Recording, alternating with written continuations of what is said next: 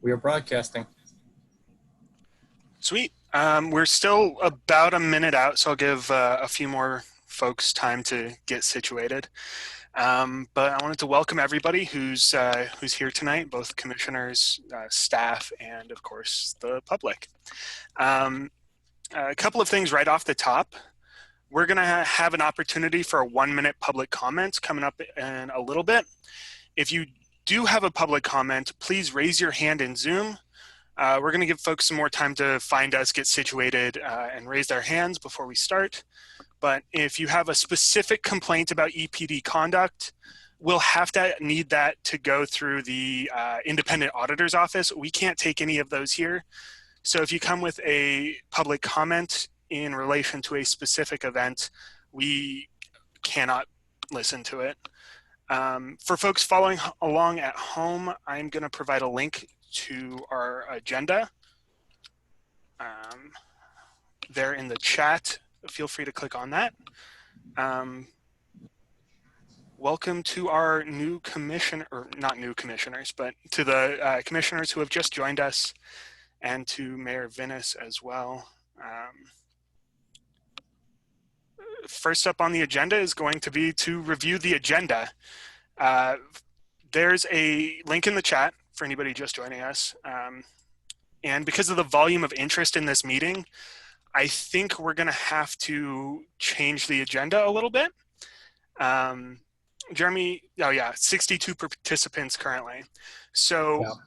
I'm recommending that we delay honoring Mr. Whalen, Mr. Gehring, Ms. Robertson, and Mr. Davey until next time, because we've extended the application process for the police commission, and they've offered to stay on for another meeting while we sort of work through that.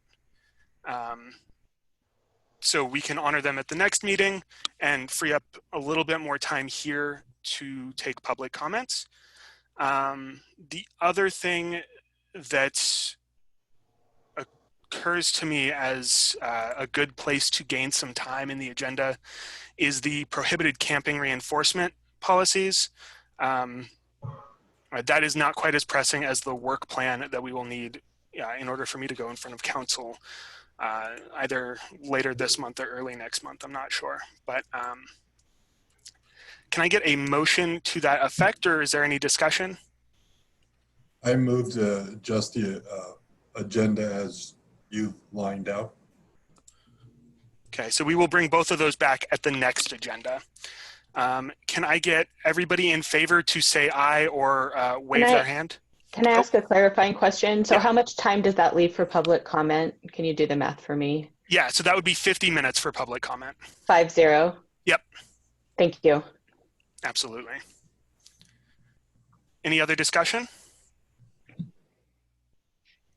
Cool. Everybody in favor, if you have your camera on, wave. And if you don't, say aye. Aye. It looks like that is unanimous. Anybody opposed? All right. Then moving forward, the next thing on our agenda is the election of chair and vice chair. In order to do this, Jeremy will be sending out an email to all of the commissioners once we have our candidates. Is there anybody who is interested in running for chair? I'm willing to serve again, but if there's anybody else interested, feel free to speak up. Does anybody move to elect me chair by acclamation? So moved. For the minutes, do we need a who moved and who seconded? This is Alan. Okay. Alan moved. Who seconded? Mr. Gehring. That would be Edward. Perfect. Now for vice chair. I understand you will be leaving us, Bill, so we cannot re-elect you vice chair. Do we have anybody interested in running for vice chair, or anybody who would like to put somebody else forward?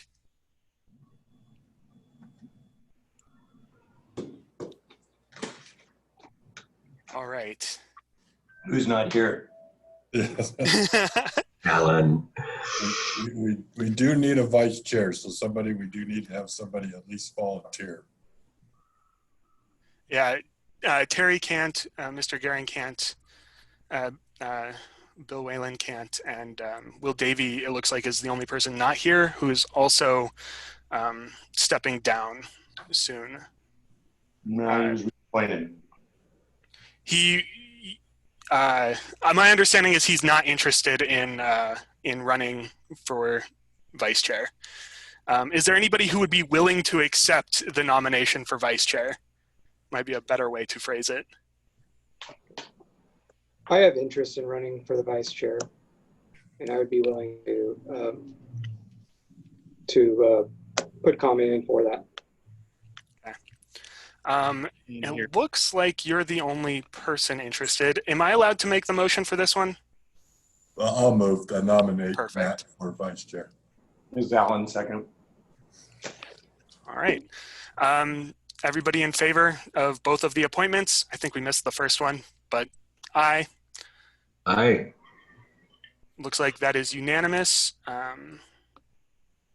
Great. So now moving on to public comment. If you have not had a chance to raise your hand in the in Zoom yet, please feel free to do so now. We will be taking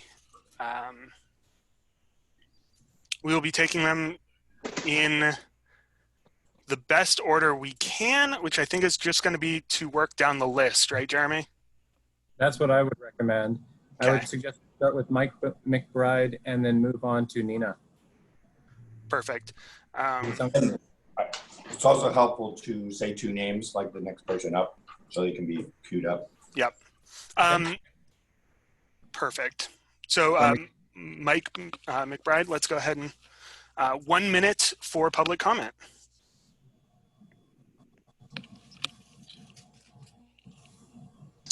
Hi, my name is Michael McBride. I live in South Eugene, and I just want to let you know my favor of switching our $30 million patrol budget over to a more public safety situation such as cahoots, and just eliminating that patrol department, which is harassing on a good day and targeting people of color on a bad.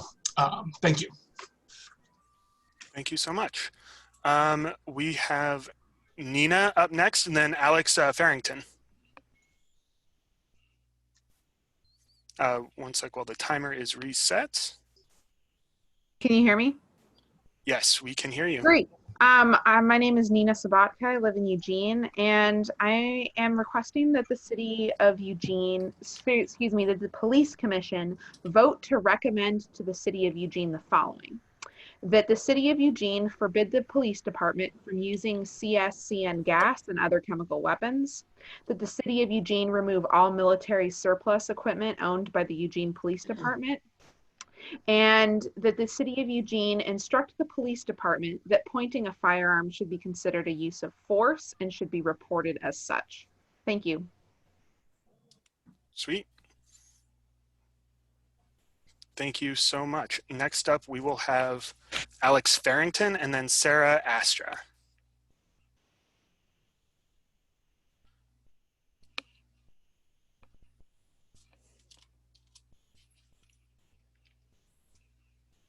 Hi, can you hear me? We can indeed. All right, I'm here to implore you guys to please listen to the number of people of color, researchers, activists in the community who are seriously calling for defunding the Eugene Police Department. I'm sure you guys have seen in Minneapolis, they're making a decision to dismantle. Dallas is also looking at a similar option. LA and a number of other cities are looking at defunding efforts. And I just want to suggest that this is not a movement that's going to go away anytime soon. So you guys might as well start talking about it and negotiating with the folks on the ground who are demanding these things. I know the city faces a number of budget constraints, and this is one way that we can get a lot more public funding for our community. Thank you. Thank you so much, Alex. Next up, we have Sarah. Let me know if I'm going too fast too, Jeremy. No, you're doing fine. Okay. Next up, we'll have Sarah Astra, and then it looks like Danny is after that. Can you hear me? We can indeed. Great, thank you. My name is Sarah Astra. I live in Eugene. I have a background in criminology and crisis intervention. I'm calling on you to defund Eugene, fund Cahoots and other community programs, acknowledge the legacy of policing and white supremacy, classism, racism. They cannot be separated. They cannot be reformed. Listen to the calls that people are making for removing and confiscating tear gas, projectiles, military surplus, and I implore you to read the recommendations of the Civil Liberties Defense Center and follow what they have suggested. Thank you. Thank you so much. Next we have Danny, and then Ricardo will be after Danny.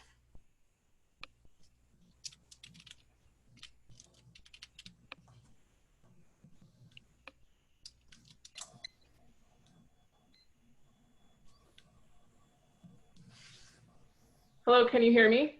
Yes, we can. Hi, this is Danny Huffsmith. I live in Eugene.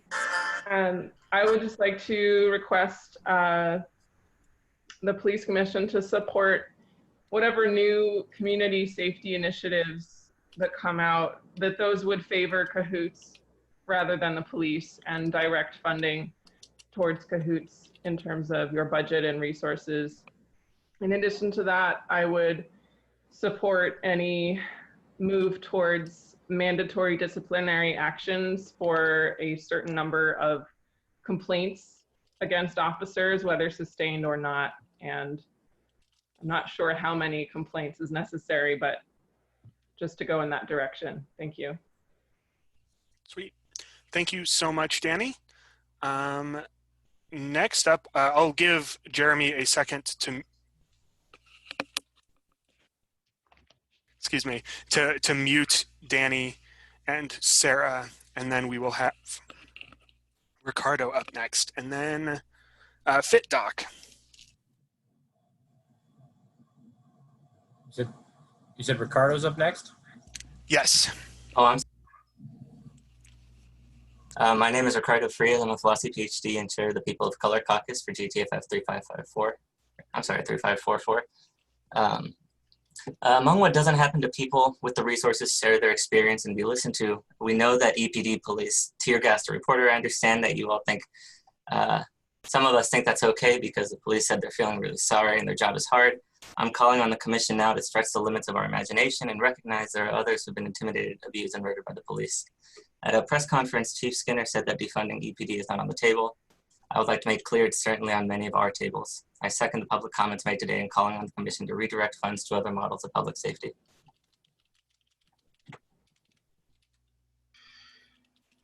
Sweet, thank you for your feedback. Next up, we will have Fit Doc and then Heather Silicki.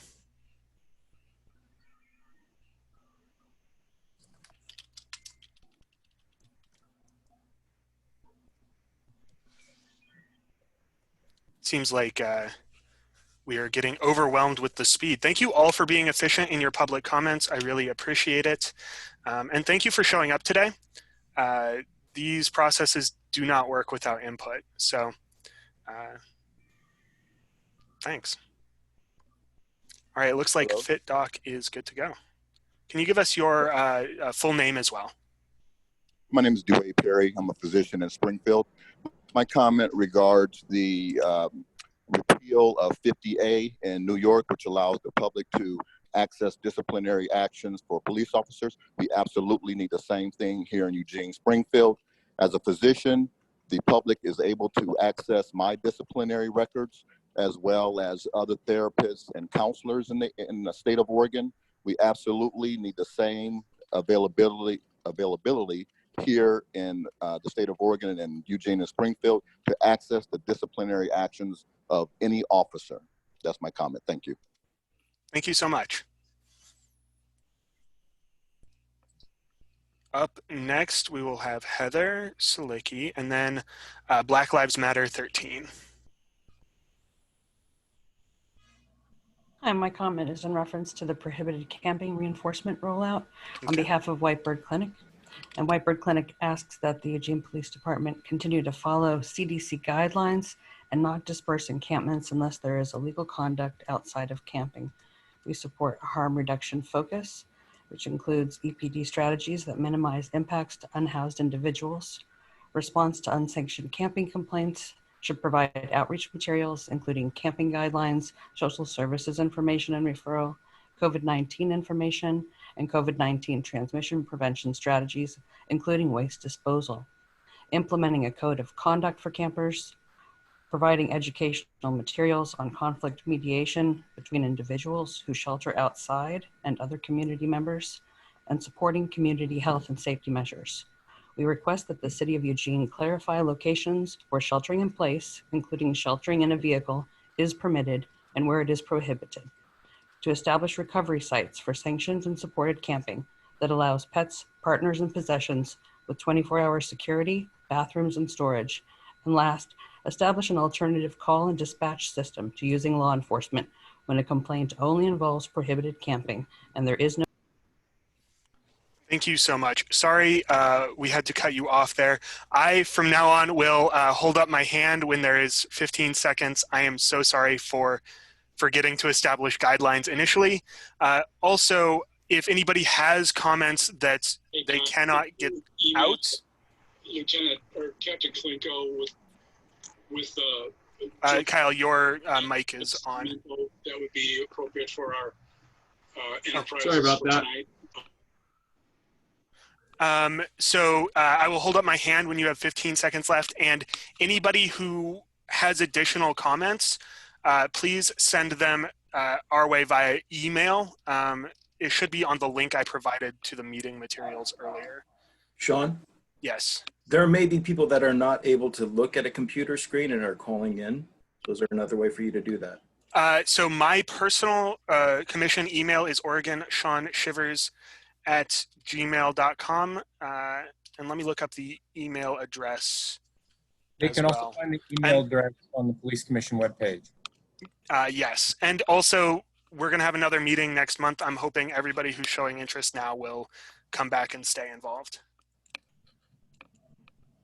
So next up, lost my list of participants real quick. So Black Lives Matter 13, and then Tomas. Hi there, this is Nikki Masters Linder, and thanks for having us to your meeting tonight. I know that we've had this incredible uprising around the country, and unfortunately Eugene is not immune to police violence. I see you all taking some steps on the 8 Can't Wait campaign, and I appreciate that. I'd appreciate especially like to see you eliminate the carotid hold, even in the case of deadly force.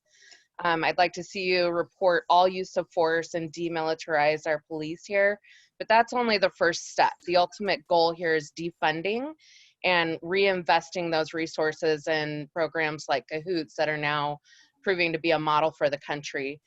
Specifically, I'd like to see a recommendation from you all to reallocate the 65% of dollars coming to the Community Safety Initiative going to the police force into something else. Thanks. Perfectly on time. Thank you so much, Nikki. Tomas will be next, and then Rachel. Hi, do you hear me? We can indeed. Okay, my name is Tomas Daly. I live in Eugene. I'm a retired newspaper publisher from California. I sent in some comments to the Police Commission. I agree with everything that everybody has said in terms of the tear gas and all of it. We need to make big changes with the police department. I'm in agreement with Cahoots. Something that you need to look at is to eliminate there's over 400 exemptions in Oregon law for police officers, and somebody really needs to take a look at those and get rid of them. Another thing is go ahead and talk to retired police officers. You'll find that the blue line is huge, and they could tell you an awful lot of things about what policemen really do. That's it. Thank you very much.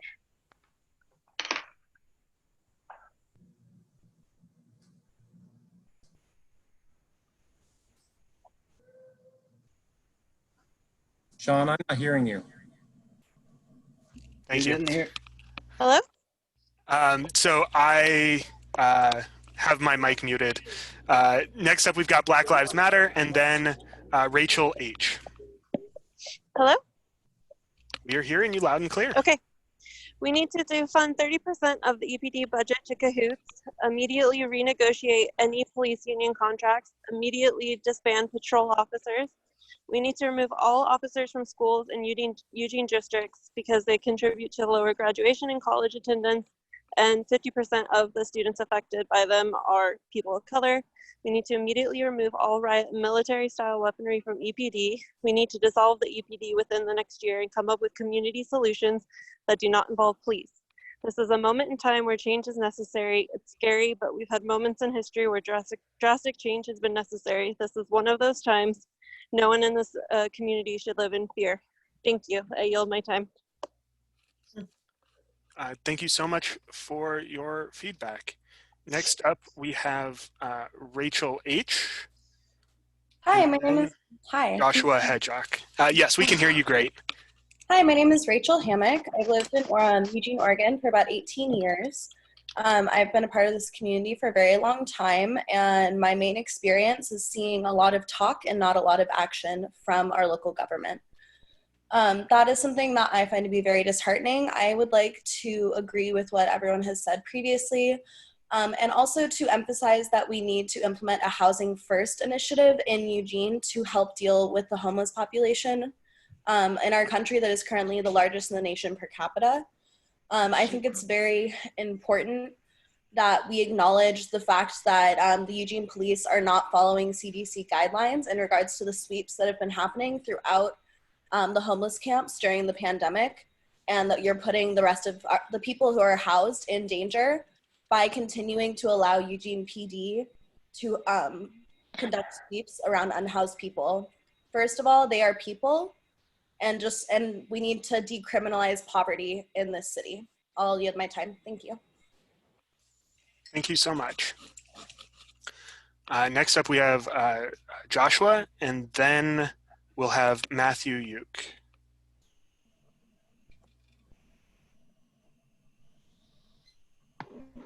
Hi, can everyone hear me? Yep. You're loud and clear. First, I'd just like to cite the Lane County Community Needs Assessment. The first and most prioritized need is housing in the community. In Lane County, for every 100 families with extremely low income, there's only 16 units of affordable housing.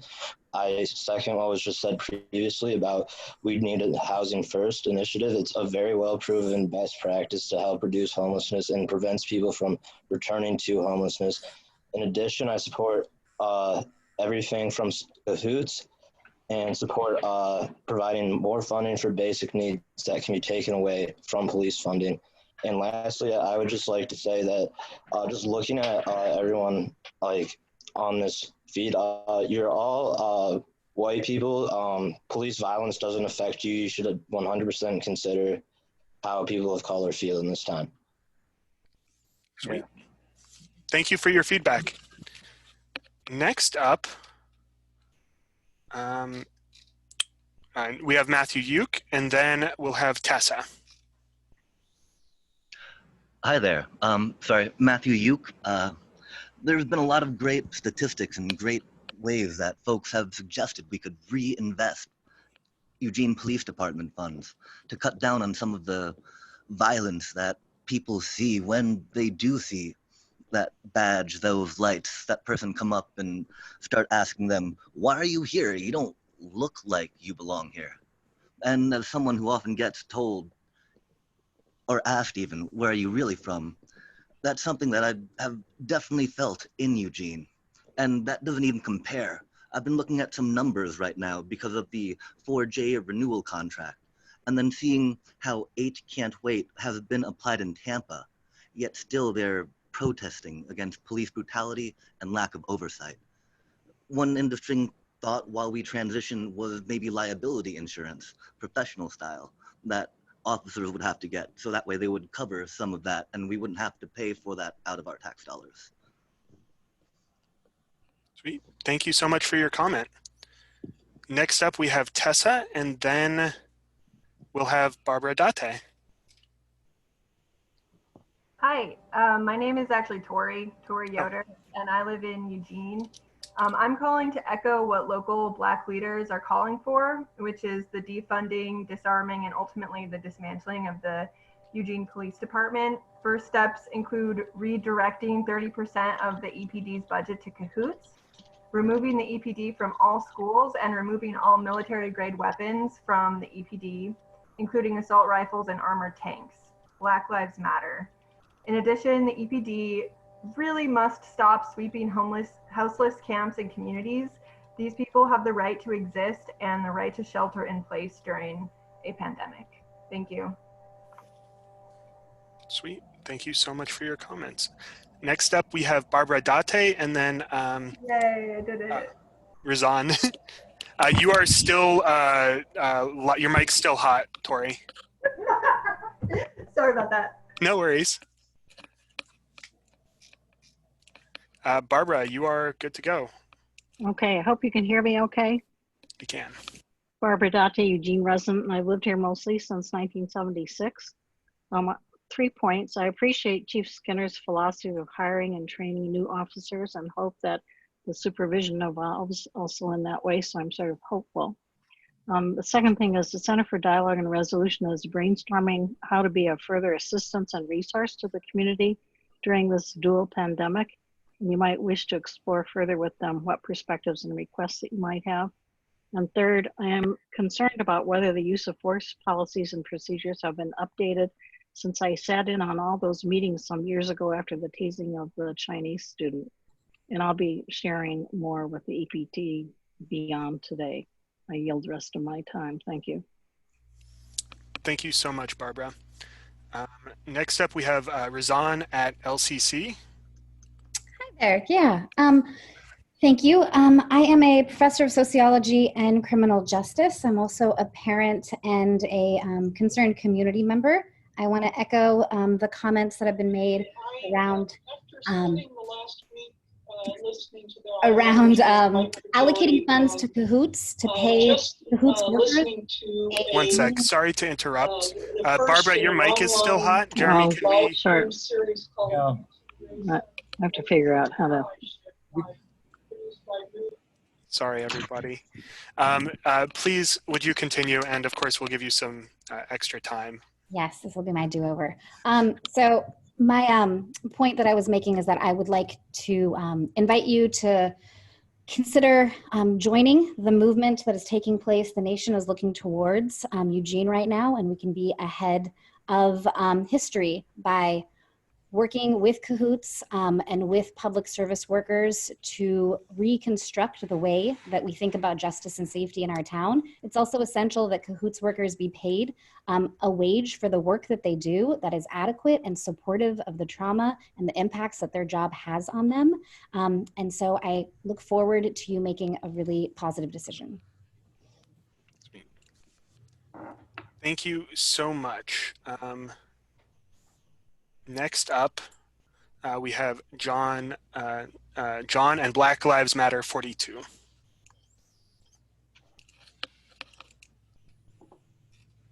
Really weird that someone.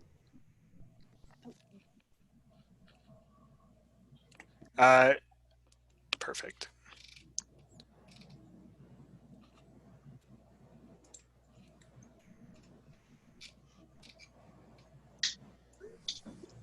So I am not Black Lives Matter 42, but it said that I was unmuted. My name is Erica Thesson, and I am a resident here in Eugene. I also am a street feed volunteer, so I work with the unhoused. I'm calling today because I am concerned about the sweeps I'm seeing, coming so shortly after, the funding ran out and we closed the fairgrounds and the different COVID places. I have a lot of concerns. I work in healthcare, I work in the emergency room, and I have a lot of concerns that we are sweeping camps at a time where there's nowhere else for these people to go now, which poses a public health problem. It also is a human rights and a civil rights problem. especially, you know, while we're talking in a time about Black Lives Matter and police brutality, something that we can't lose sight of is that many of our unhoused population are people of color, LGBTQ people, and people who have suffered disabilities like traumatic brain injuries. So I would like to see us reallocate funds to Cahoots and defund the police so we can do social services. Thank you. Thank you so much, Erica. Next up, can we get, it looks like John is back in the queue, or not. Yeah, John seems to be having some connection issues. So let's do Black Lives Matter 42 and then Moxie. You got it.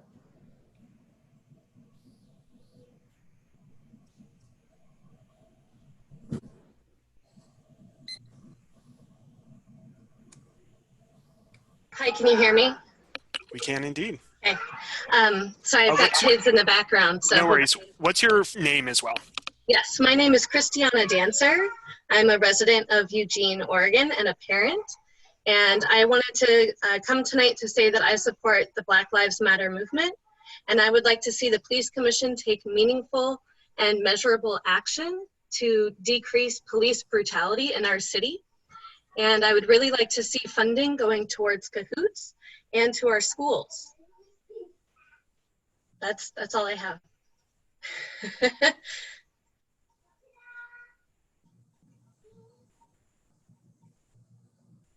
Don, you're muted.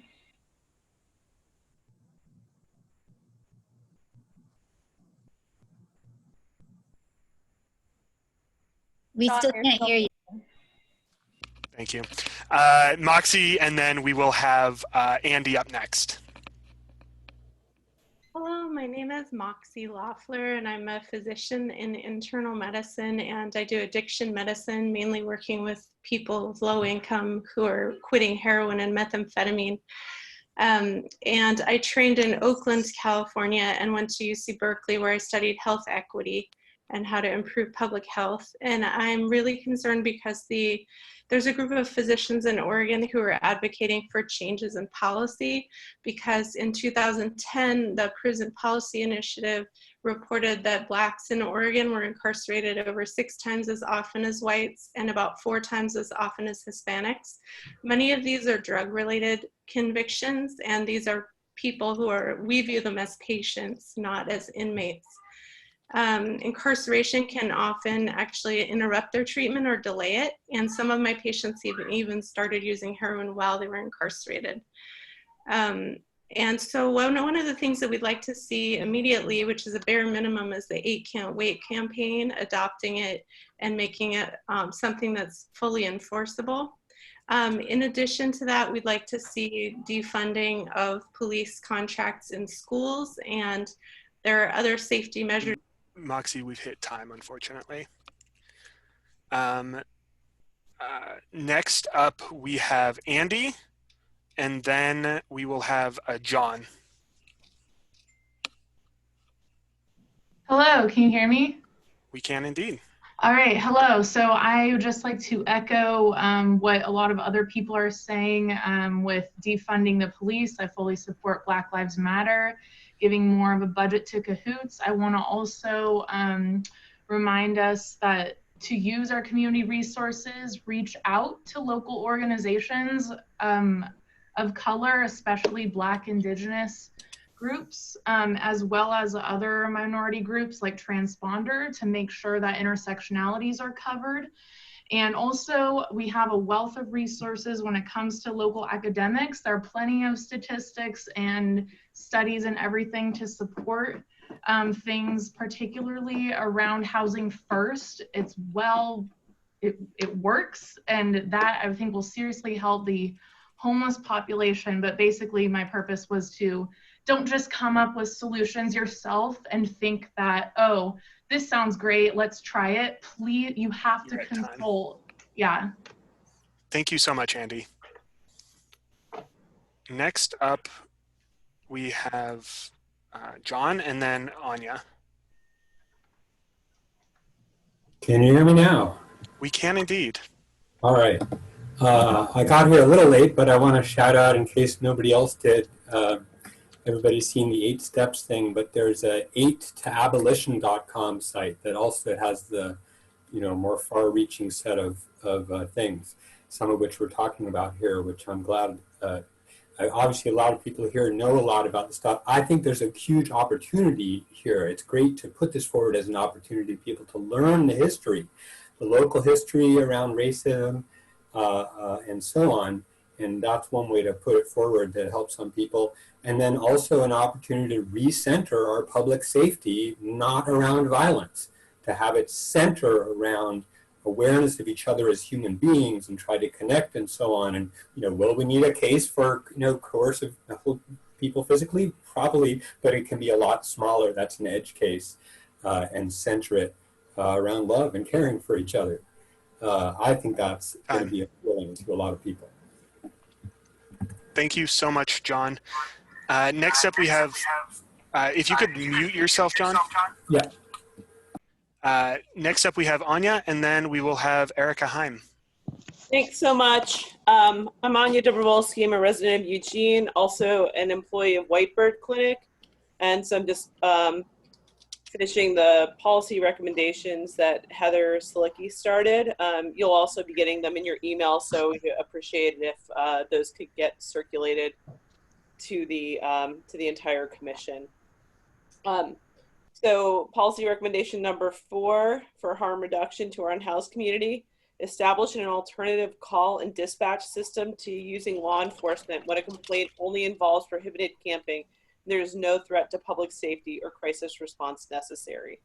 At Whitebird, we believe that ending unsheltered homelessness requires a coordinated approach that addresses social, emotional, and physical well-being. We support policy initiatives that center people with lived experience and support solution-oriented advocacy efforts that adequately fund programs effective in ending homelessness.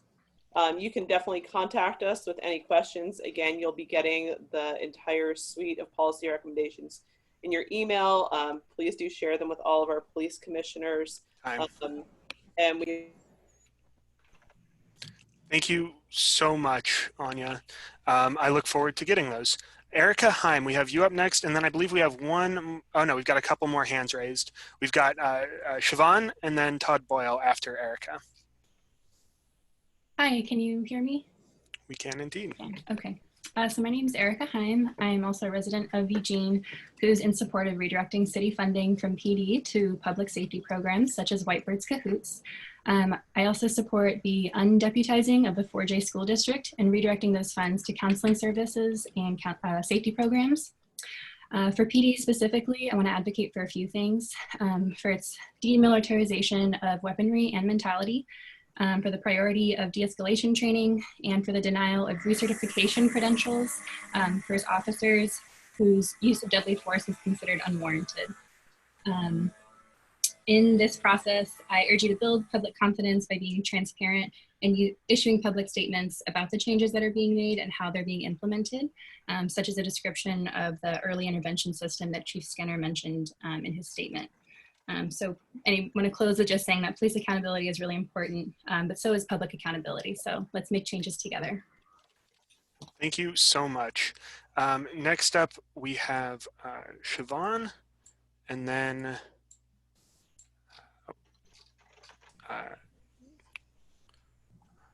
Siobhan, and then Todd Boyle.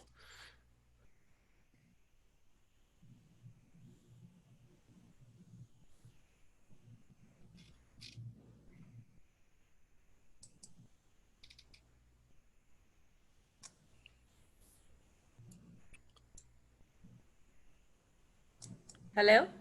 Perfect. Perfect. My name is Siobhan. I really just wanted to echo pretty much everything that Erica says, but also bring up a point. As a community member here for the past 15 years, I've been pulled over more times than I can count. And it was for violations that weren't there, or just simply asking, well, where are you headed? Where do you live? And my mom has also lived here for a while and has experienced quite a bit of that too. So while we talk about giving money to Cahoots, which needs money, and we talk about pulling police out of our school, we still have to keep just the Eugene residents that live and work here safe as they're driving around on the streets. That's it. Thank you so much.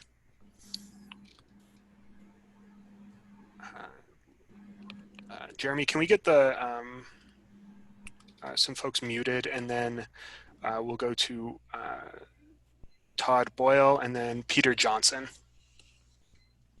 Hello. Hello. First, I'd like to endorse Heather Shalicki's suggestions, which are wonderfully well thought out. I've been thinking about this problem for the last couple of weeks, like everyone else, and we really should consider splitting the Eugene Police Department into two divisions, one for violent crimes, murder, rape, robbery, domestic violence, which remain important daily problems, and the other division would address property crimes, because these are really two different specialties. The property crimes need to be shunted off into civil court and arbitration. We need to find who's got their car stolen or who's had their house burglarized and find the people and get that dealt with. And finally, police have no role in blocking legitimate political protest on the street. That has to end. When people come out in the street in such numbers that they want to tell something, then that should be allowed to happen. Thank you. Thank you so much. Was it any good? You're still live, Todd. Next up, we'll have Peter and then RL. Jesus. Sorry. No worries. We're all figuring the technology out, and we're running our city staff person kind of ragged.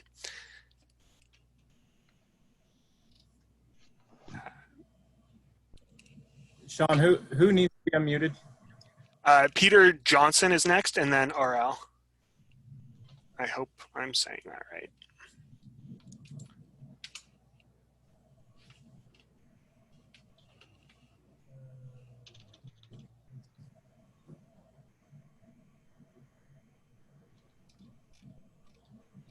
All right.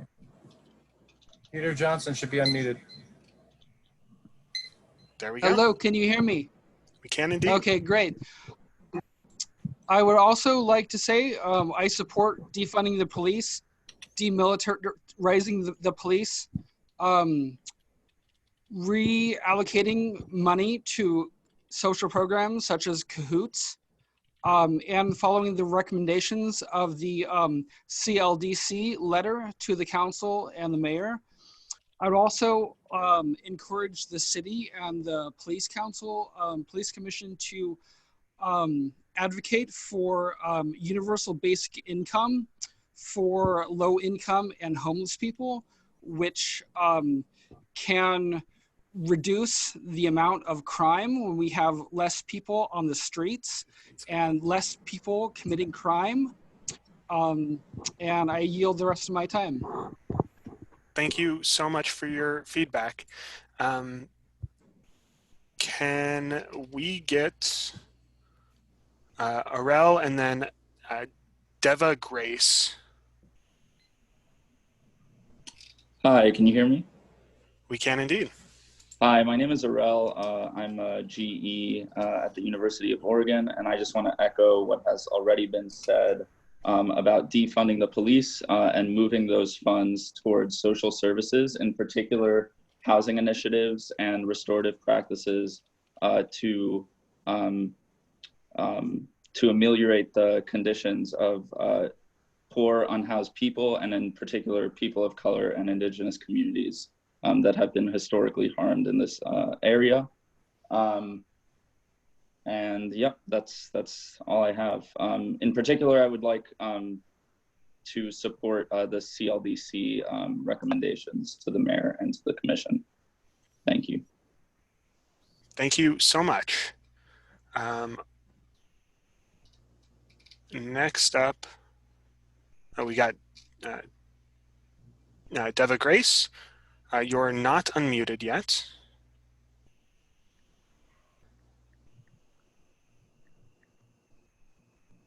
But you are up.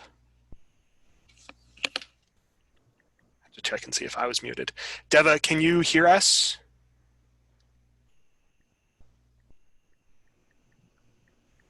Jeremy, there we go. I'm asking, yeah, there we go. Deva, are you there?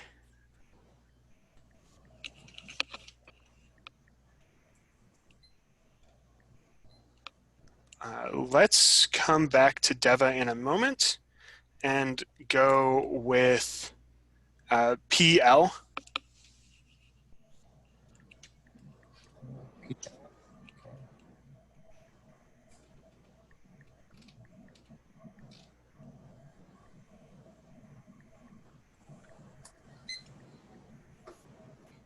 Hi, can you hear me? We can indeed. In the wake of these George Floyd protests, I am deeply ashamed of my city. I thought that we were above this sort of police misconduct, and I would like to echo the sentiment that the Eugene PD needs to be defunded and that this problem will not go away on its own. So this is an opportunity for all of you to act and to make it seem as though it's your idea. I would encourage you to do that. I yield my time. Thank you so much, PL. Your mic is still live, I believe.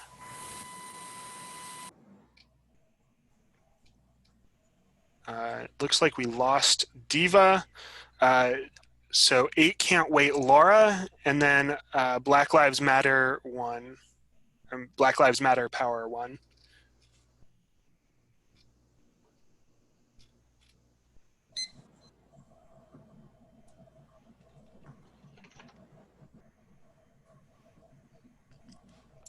Eight Can't Wait Laura, are you there? I guess I could just call you Laura.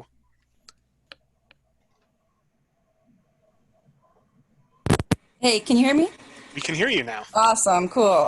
Yeah, so I actually was thinking we need to go further than 8 Can't Wait. We need to fully defund the police. We need to demilitarize our communities. We need to remove police from our schools, free people from our jails and prisons, and repeal laws that criminalize survival, especially here in Eugene. We need to invest in community self-governance and provide safe housing for everyone. Most importantly, I think we need to invest in care and not cops. And that the main thing we have here is cahoots, and I think that should go nationwide. I yield my time. Thank you so much, Laura. Next up, Black Lives Matter 1. Or do we have Diva back yet? Or Deva? Hello, can you guys hear me? Black Lives Matter 1, yes. And can you state your name as well? Yes, my name's Diana Rodriguez. I am a concerned community member here in Eugene and Springfield. I agree with what everyone says about defunding the police and reallocating our resources more to social services like cahoots. But I know that will take a process and a step to achieve that. So I do demand that the police get more diversity training that should be implemented right away, just because from what I heard in the community, police only get 1 hour of diversity training, and then that is not enough, as all communities are different with what they face, and there's many cultures and stuff like that within the community. So I do demand about at least 100 hours of diversity training to be looked into, because the police really need more training than just 1 hour. That is not enough. Thank you for your time, my time. Thank you. Next, your mic is still live, Okay. Deanna? How do I turn that off? In the middle, there should, or bottom left, there should be a mute function. If you're assuming you're looking at the same kind of window Yes, that I am. I am. Awesome. Next up, we have Ben Anderson and then Genevieve Shock, maybe. Hey, y'all. Hey, Jen. Hey, Lucy. I'm just going to reiterate the things that we said. My name is Ben Andreessen. I'm speaking on behalf of Whitebird Clinic as well. Our 4 asks were, in addition to these, if these sweeps are coming back, to consider outreach and collaboration with our housed and unhoused neighbors in order to provide them information about COVID-19 to reduce conflicts. Our second ask is that we clarify with our folks in the community that are unhoused, that already experience a high degree of unpredictability, where they can legally lay their heads if you are going to be moving them. We're asking for the city and the police commission to support establishing sites for folks to be that provide a secure place for them and their belongings. And finally, looking to create a separate call and dispatch system so that issues with unhoused folks in our community can be resolved outside of police response. Thank you. Sweet. Thank you so much, Ben. Your mic is still live. And next up we have Genevieve and then Alessandra. Can you all hear me? We can. Excellent. My name is Genevieve Schock. I work at a local high school. I have the privilege to work with many students who have faced food insecurity, homelessness. They are often adjudicated, and I would very much like to advocate that the police no longer continue their presence in schools because this just continues to marginalize an already very vulnerable population. Additionally, with regards to the unhoused situation here, you all need to be doing more. You need to decriminalize not having a house. You need to provide resources, and there needs to be better transparency and communication, not only with those in that particular community, but with the broader community who are asking questions about it. I spoke to someone from the Parks Department, and they gave me a fake name. So that is totally unacceptable, and I hope that you all will move to remedy this situation. Also, since Cahoots answers 20% of the calls, they should receive 20% of the funding in addition to additional defunding of the police. Thank you. Thank you so much for your comments. Alessandra is up next, and then we will go with John.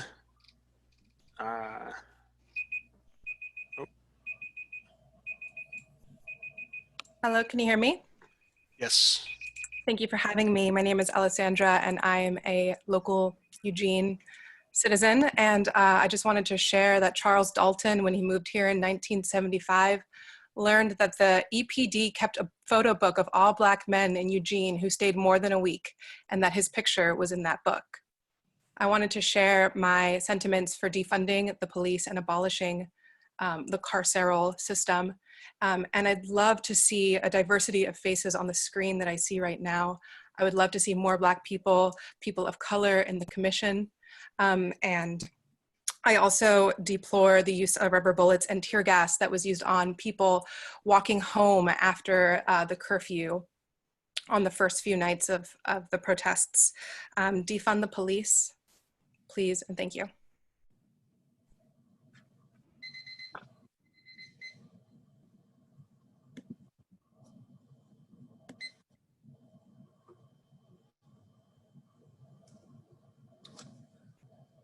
Sean, I can't hear you. Next up, we've got John and then Trance.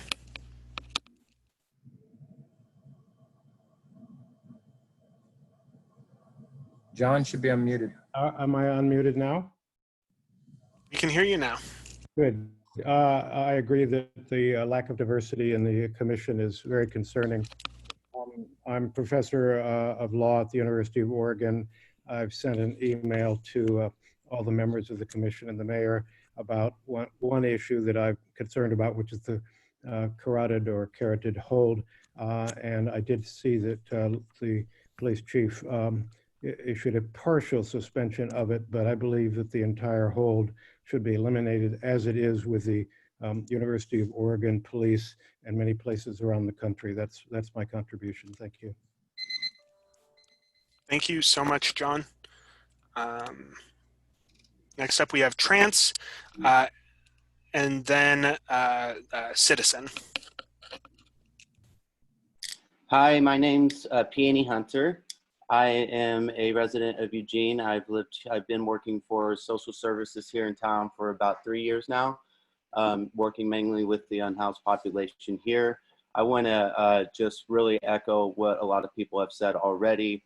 Pull the police out of the schools, defund the police department, relocate those funds to social service programs here. The places I've worked, the biggest issue I've seen is the people that need to be handling the drug problem in Eugene and the problem with homelessness in Eugene. The people that need to be working with that population are people in social services. The police are not trained to work with the many different problems that those people have. And they are not the appropriate people to be working there. So those funds need to be transferred over to social service programs and Black Lives Matter. Thank you. Thank you so much. Next up, we have Citizen, and then we'll try Deva Grace again.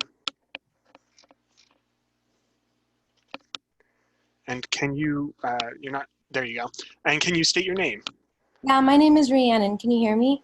Yes, we can. I work at the University of Oregon. I think it's important to remind you that your work on the Police Commission is to serve as a liaison between the community members and the Eugene Police Department. You have heard from our community, and it is your job to enact this call to defund and dismantle the police that is led and being informed by POC across the United States. That's Black, Indigenous, people of color. The Eugene Police Department needs to be disarmed, defunded, and abolished, and it is your job to start concretizing these steps necessary to achieve this goal. And our call will continue to be mandated by the members in our community. We cannot look to national leaders for this support and change, so we look to you, and we will be holding you accountable to these demands. Thank you so much, Black Lives Matter. And thank you as well. Your mic is still hot. Next up, we'll try Deva again, and then Tom Barry. Hi, can you hear me? We can indeed. Hello, sorry about earlier. My name No is worries. Eva Grace, and I'm a resident of Eugene, and I wanted to echo defunding the Eugene Police Department and allocating at least 30% of those funds to Cahoots, as well as other community-based resources. So many other cities are taking these measures seriously, so let's be ahead of the curve and not behind it. Defund, disarm, disable the police. Black Lives Matter. Thank you. Thank you so much for your comments. Next up, we'll have Tom Barry, and then Heather, I cannot pronounce your last name.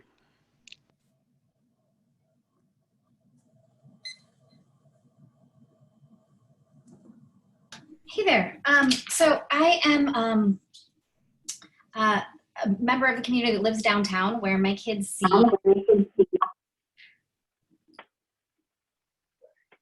One sec, we seem to have accidentally muted the wrong person and unmuted the wrong person. If you would like to, You want Todd, correct? yes, we had Diva unmuted for a second there. Can we just start over with Todd's time?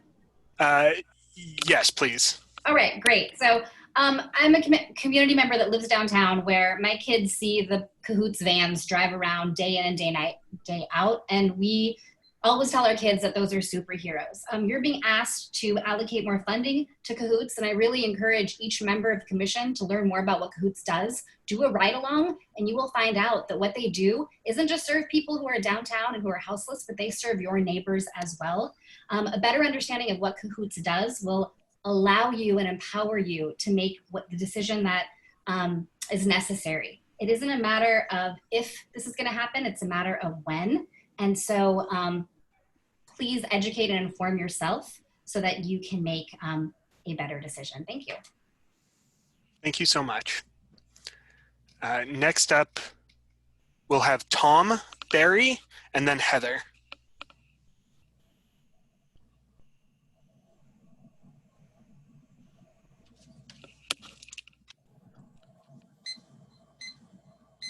Hi, can you hear me?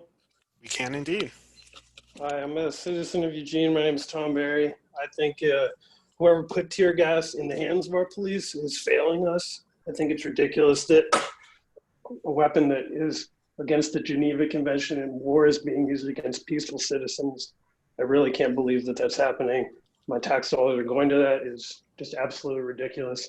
I fully support defunding the police solely based on that, honestly. I think they don't make anyone feel safer. I think most people I know don't have any confidence the police are going to show up in any reasonable amount of time if they call them for an actual issue, and any interactions with police are usually negative.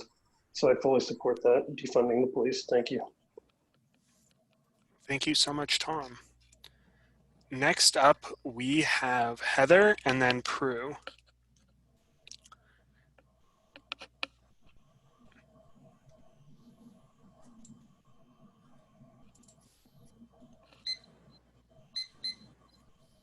Okay, hi, can you hear me? We can indeed. All right, hi, I'm Heather Jablonski. I want to echo the defunding to police and allocating funds to cahoots. I was actually a recipient of cahoots coming in when a friend was stabbed, and they were amazing. I'm actually here about the Eugene contract with the 4J school district. I am a parent of a student with an IEP and issues, and I am an active member of the 4J community. I feel like the funding would be better used for more nurses, social workers in our schools, and more mental health counselors to handle classroom disruptions and differently abled students. The amount of students that are harmed by SORs is alarming, and I encourage you to look at the statistics. Thank you. Thank you, Heather. We have Prue up next and then Randall.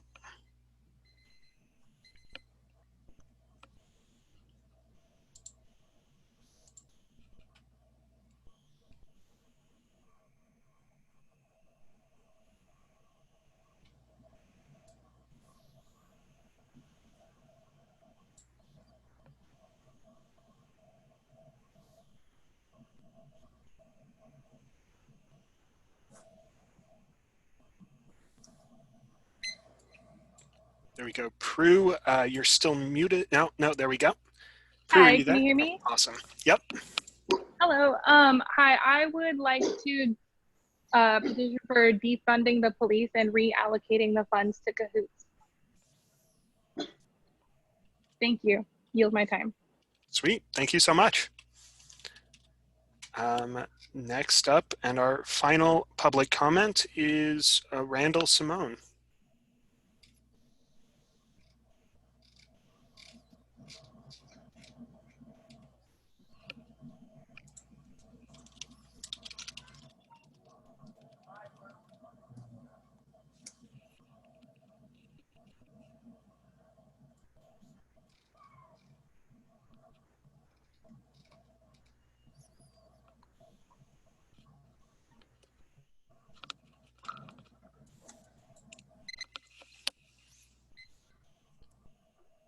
Hi, can you hear me?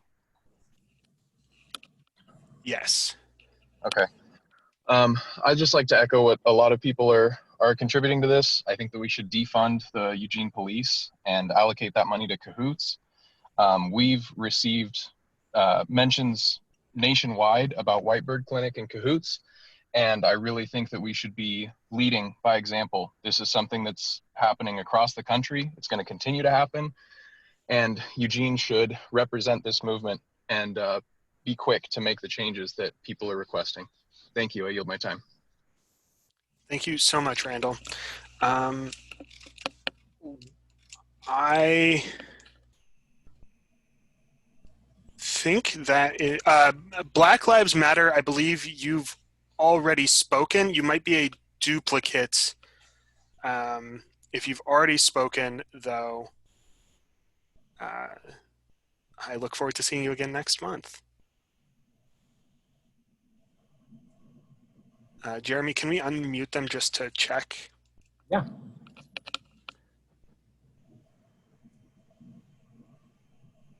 Hi, can you hear me? Yes, we can.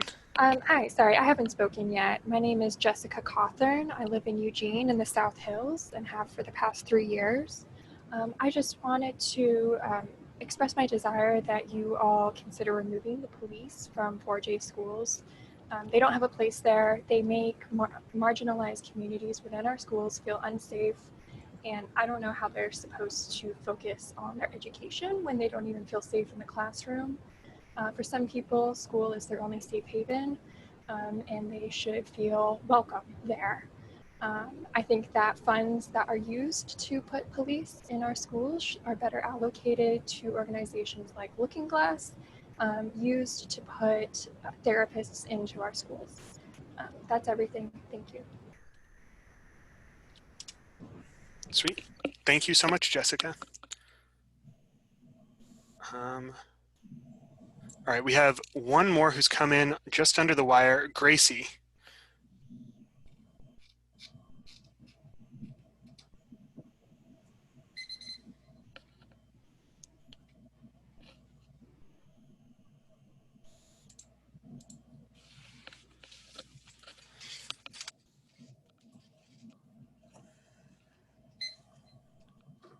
Hi, Hello. my name is Gracie Schatz. I started a petition to defund the police and allocate 30% of their funding to cahoots. You've heard this throughout the meeting already, but over 8,500 people have signed that petition in the past 4 days. The entire country is already looking at Eugene as a positive example of what the future might look like. And I think we need to make that a very robust and sustainable example by paying Cahoots employees more than their $18 an hour wage. I think it's incredible that we already have this in place. We're so far ahead of many of the cities and towns right now looking for what the future could look like. And it makes me really proud to live in Eugene right now. So that's all. Thank you so much, Gracie. All right. Thank you to everyone for coming to participate today. Obviously, public meetings, it's a public meeting. I encourage you to keep watching. Next up on the agenda is commissioner comments. I'm going to give Jeremy a couple of seconds to start catching up with everything. I'm hoping, nope.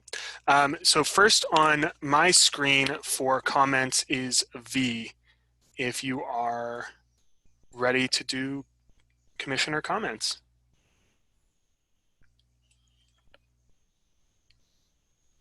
I don't have any comment at the moment. Sweet. I've got Lindsay next.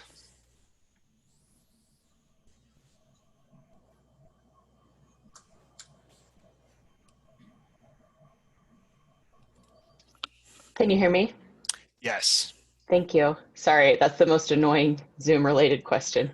I have a little bit of comment. So just for context, for anybody watching, I'll kind of explain a little bit about my role. But first of all, I'd like to thank all of you in the community for your input now during public comment, but also via email. I want you to know that I read all the emails that you sent, and I really appreciate how vocal the community is about what you would like to see and sort of your imaginations for what the future might look like. So thank you. I'm the joint representative between the Police Commission, which gives input on police policy, and the Civilian Review Board, which is a separate body that provides civilian oversight for the Independent Police Auditor's Office, which examines like specific complaints against police. So I sit on both of those boards. And one of the jobs that I have is to bring the activities of the CRB to the Police Commission table.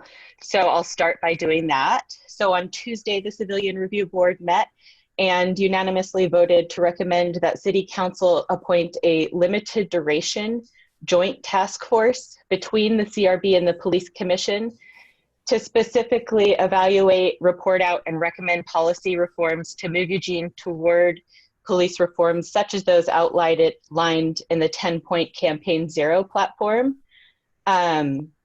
That includes a lot of things that people have spoken to as areas of concern. That includes things like greater community participation at multiple levels and things like hiring and police oversight.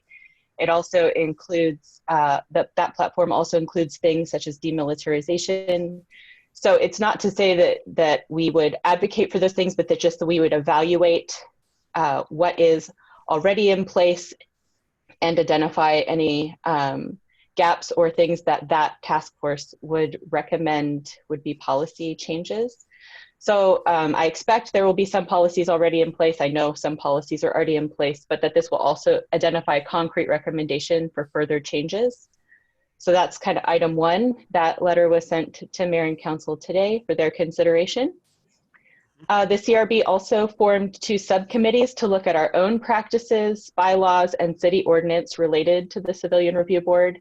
And we will be bringing back recommendations for proposed changes during our July meeting. So we're trying to do our best to work efficiently and carefully, but quickly, to look at our own body and make any recommendations we think would advance the cause of justice. Finally, the Civilian Review Board voted unanimously to designate the complaints related to the police interventions and interactions at the protests. I believe that was beginning May 29th and running through the following week as a community impact case. There was strong support voiced by members of the Civilian Review Board to fully and thoroughly review all materials available and to dedicate significant amounts of volunteer time to doing that. And that might be of interest to several people who've spoke about their concerns with how police interacted with protesters over these last few weeks. I will also note from the CRB table that during our case reviews, we noted one issue of repeated concern. For Chief, later on, when we hear from you, I would appreciate some clarification on this if that's possible. And that was the issue of muting of officer worn video. So muting of the audio on officer worn video. So the video is visible to us, and we appreciate how diligently officers are using their officer worn cameras. We're very, very happy that we have officer body worn video for everyone on EPD, and that we routinely see officers using them correctly. However, there's been a sort of consistent concern raised at the table about the muting of the audio. And so I would appreciate to hear what Chief would have to say about that later on in the meeting. Finally, on behalf of myself, I would like to voice my support for increasing civilian oversight of things like training, including bias and de-escalation training. These are also things that I've heard during this public comment section. To that, I would add hiring. And I would appreciate a renewed commitment to a report on the race and ethnicity and gender of sworn officers working at EPD right now. That was something I've requested a few months ago and I haven't seen, and I would like to know more about the demographics of our currently sworn officers. I would echo what 2 public people during public comment have brought up, that I agree that the access Oregon public records law precludes the public from seeing a lot of pertinent police related information, and that I agree that public access to things such as disciplinary records and officer worn body cam footage would increase transparency and would be beneficial for improving trust between civilians and police. That is not something that the City of Eugene has purview over. That's something that would need to be taken up and changed in Oregon public records law exemptions. So, but I fully hear that public testimony and agree. I would also like to bring up that the CRB typically, Civilian Review Board, typically has access to body worn footage and the internal affairs investigation to when we're looking at police complaints. We are given a special exemption from the public records law that typically precludes citizens from seeing this. So we have a special exemption to see that information. But we even our body are precluded from seeing disciplinary records, and I think that's problematic. I've been talking for a long time, so I'll wrap this up. 2 more things. I don't agree with the document on the city's homepage that indicates we've completed 6 of the 8 items on the 8 that can't wait checklist. I would really appreciate a more thorough and detailed examination of those things so that it's not misleading. And I would just finish by saying I've been part of a panel to review applicants for the CRB. I've done that several times, and have vigorously advocated for appointments of people of color, people from other marginalized communities, people that we don't see serving on our boards and commissions. And it is up to mayor and council to decide who sits on boards like the Civilian Review Board and the Police Commission. And so I would like to, again, vigorously advocate that we prioritize hearing from people who we are not, who have been less represented on our boards and commissions in the past. Thank you. Thank you, Lindsay. Next up, we have Bill and then Amanda. And Jeremy, can we start cleaning up the display a little bit as well? Okay, my display just shows the panel. Oh, more people. Not ours. You must be set to a different wavelength than ours. Swipe left, Jeremy. Okay, so thank you, Sean, for, and I want to start out, I want to thank everybody. I've been on the commission for over 6 years now, and this is probably the largest public speaking that we've had, and I really appreciate everybody taking the time. I'm sorry that we had to limit everybody to only a minute, but that just happens when we have a lot of people that have a lot of things that they need to get and say to the public entity as ours. I do want to say a few things that, you know, as I watched in horror of what happened in Minneapolis 2 weeks ago, knowing that this is not what I ever want to see in any city by any police department. But the other sad note is that's not the first time that something like that has happened. And there is a call for police reform. And we need to look at that and look at better ways to operate. And we need everybody at the table to talk, the different communities. We need the police department, the city. We need the union, everybody to step forward and try to make a better way of working within the community for police departments. That by saying that, though, I will say that the city of Eugene has always been well ahead of the rest of the country in the way that the police department has been looked at. We are one of the few cities that enacted 2 ordinances to oversee our police department, and I think smartly we separated the 2.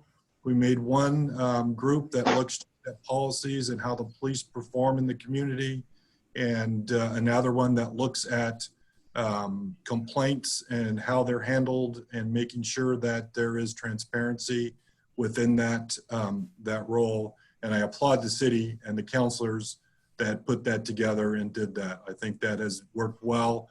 And I think that's one of the other things that other cities need to look at doing. They should have oversight by communities. And that is one of the big police reforms that I think need to happen in today's world. And so we just need to keep, and you know, as we sit here and look at our commission and we look at the faces, and I agree with everybody that we need some different faces on this.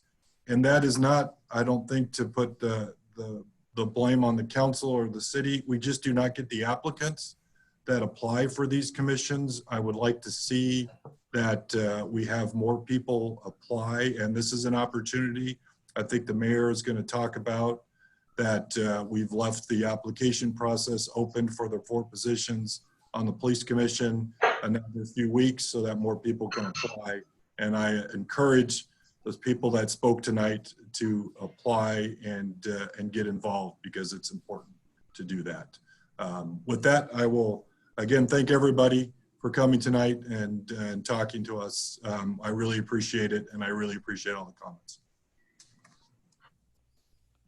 Thank you, Bill. Amanda, and then Silver. All right. Hello. Thank you. So my name is Amanda McCluskey, and my role is the liaison between Human Rights Commission and Police Commission. So I'm on Human Rights Commission in my first year, on Human Rights Commission in my first year, on Police Commission also. Human Rights Commission has not met yet in June. We meet next week. So I am a little bit limited on news and information, but we'll bring more next time. I really appreciate everybody's public comment. I really appreciate all the emails. Human Rights Commission, We've received over 100 emails in the last 2 weeks, and I've read all of them. I read all the emails that were sent to Police Commission as well. And like I said, I really appreciate the feedback and everyone's time. Human Rights Commission is meeting next week, and I really do encourage folks to come and give testimony there as well. We will be talking about the closures of the temporary homeless shelters that were created in Eugene at the fairgrounds. We'll be talking about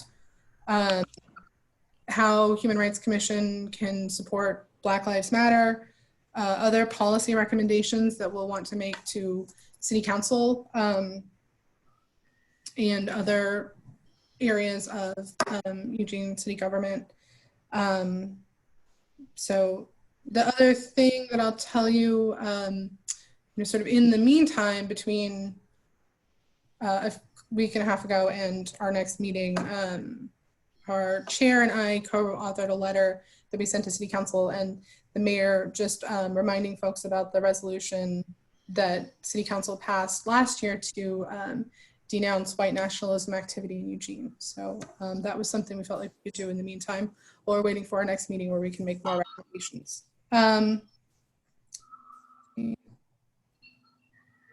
I think that's all the updates that I have. Great. Thank you, Amanda. Silver, and then Terry. I want to start by saying Black Lives Matter unequivocally. And it's not a political statement. It's a simple statement that the lives that are being protested at this point in time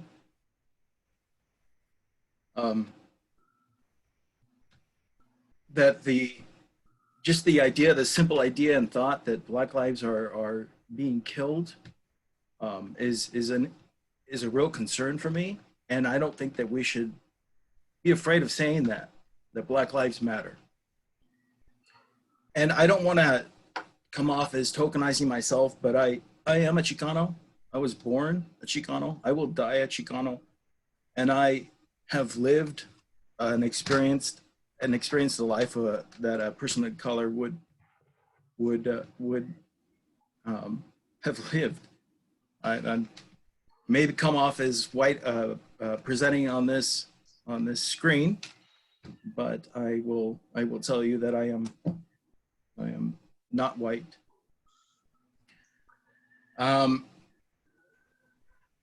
The police need to be held accountable to a higher standard, and the Eugene Police Department needs to be held accountable to a higher standard. So right now we see people taking to the streets to protest the murder of George Floyd. They're taking to the streets to protest the murder, the no-knock killing of Breonna Taylor. And they're protesting the killing of Ahmaud Arbery and the countless number of Black lives that have been killed. Protesters are speaking out against police brutality, and I can understand that as a person who was raised in California and Los Angeles, and I was told to live in fear of the police department. So I ask you, as a commission, to imagine what it would be like to live in fear because of the color of your skin. I went down and I listened to some of the speeches, and I wanted to hear what they were addressing. They wanted to address police brutality. They wanted to speak about addressing systemic racism. And there was the discussion about defunding the police departments. I originally took some notes on some of the incidences that happened on Sunday, May 31st. The police department was interacting with protesters at the corner of 10th and Olive, in front of the Human Rights Building. And there was a curfew that was put out for 9 o'clock in the evening. And the protest escalated at 8:20, where pepper balls and pepper rounds were shot at the protesters. Later on that evening, there's footage of our police department driving around the city, from the Bearcats shooting at some of the houses and porches of people who were coming out and looking on the streets. And that was the same evening that Henry Houston, I believe, the Eugene Weekly reporter, was hit with a canister at the university campus. So I know that the chief has said his apologies to some of those instances. And I know that this is Eugene. We're going to hear from people who are going to be stronger, who are going to have a stronger opinion about the responses that should be required by the department. But having a stronger response doesn't fit into the EPD model of 21st century policing. And it doesn't instill, a stronger response wouldn't instill the trust in the community that we're looking to see. The EPD can do better. The city of Eugene deserves better. The people of Eugene deserve better. This 8 can't 8 policy has come up a number of times this evening.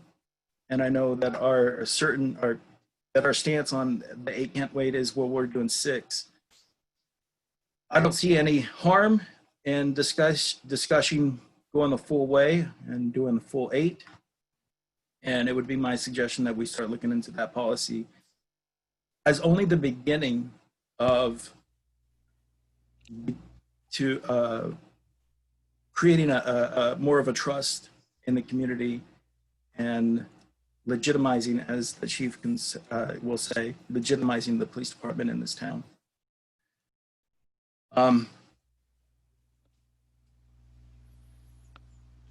That's, you know, I look forward to having more applicants put in for the EPD. I look forward to more people of color representing this body and the other bodies that are commissions and boards for the city. And I would call on anyone who has any concern, who's experienced racism, who's experienced sexism, who's experienced issues because of their abilities, to apply for this body so that we can get more voices at the table, because it's time that we start having those voices heard. That's it. Thank you so much, Silver. We've got Terry next, and then Edward. Hi, I just wanted to add briefly that like everyone, I was appalled at what I've been seeing the last couple of weeks. And in the 4.5 years that I've served on this commission, had been feeling always pretty proud of EPD and the steps that they've taken to come along with the guardian mentality, to change the way our department does things, to talk about escalation, de-escalation policies, and the things that we've discussed over the years. I do think that this is the outpouring of public opinion tonight was notable, and the emails as well. And I'm so glad to see the public taking the time and effort to have their views known. I think I'll reserve anything else I would have to say to when we get to the discussion about the EPD response to this particular event. So I'll wait for that. Thank you. Thank you so much, Terry. Edward will be next, and then I don't know, Lucy, if you want to say anything, but you'll be after. Okay, then Jennifer will be after Edward. First of all, I just want to thank everyone who commented, and those of you still patiently watching a screen full of little talking heads to see what this commission is doing. Tonight is a meeting that is the end of my 7 years on this commission. It doesn't mean I'm going to stop working for police reform. That's work that started in 1966. I haven't stopped. I don't plan on stopping. I'm both discouraged to see some of the same problems in our nation that I saw in the late 60s and early 70s. I'm excited to see how many people are stepping up again to try to do something about the problems in this country that relate to racism and authoritarianism. I won't make a long speech, but I will say that If you want to have a hand in crafting and reviewing the policies of your police department, apply to serve on this commission. We are always looking for people, and we are always looking for people who represent the breadth of Eugene's community. And thank you, that's all. Sweet. Jennifer, and then Will Davey. Thanks, Sean. Yeah, first I want to thank all the people that came to speak tonight. It is not always easy to come and share an opinion to a body like this, and I think it does sometimes take a lot of courage to do so. Also, all the emails we've been receiving, council is receiving hundreds and hundreds of emails, and while there are common themes among them, it is great to hear people's individual perspectives of how they're experiencing and see where we are going into the future with not just our police force, but our city as well. I do, though, believe in accepting blame when you deserve it, and I think the city council and the city deserve some blame for why people do not always apply for these boards and commissions. I think while we have tried as a body, this body, to reach out in our community, I think we've made a lot of great strides to try to reach diverse groups with our message about what the police commission is. It's clear that when we're not getting people applying, that we still have a lot of work to do. And I know everyone in this group is committed to continuing to do that work and continuing to find those opportunities to reach out. And I want to echo the other folks on this commission to say, please do apply. And I want to thank the mayor for, leaving it open a little longer so that we can have an opportunity for folks who are just starting to join this conversation to be able to step in and have a voice on this commission. I think was a really important decision. Thank you. Sweet. Thank you, Jennifer. Will, you will be up next, and then Matt. I think I unmuted myself. I've had a number of interesting conversations in the last 3 weeks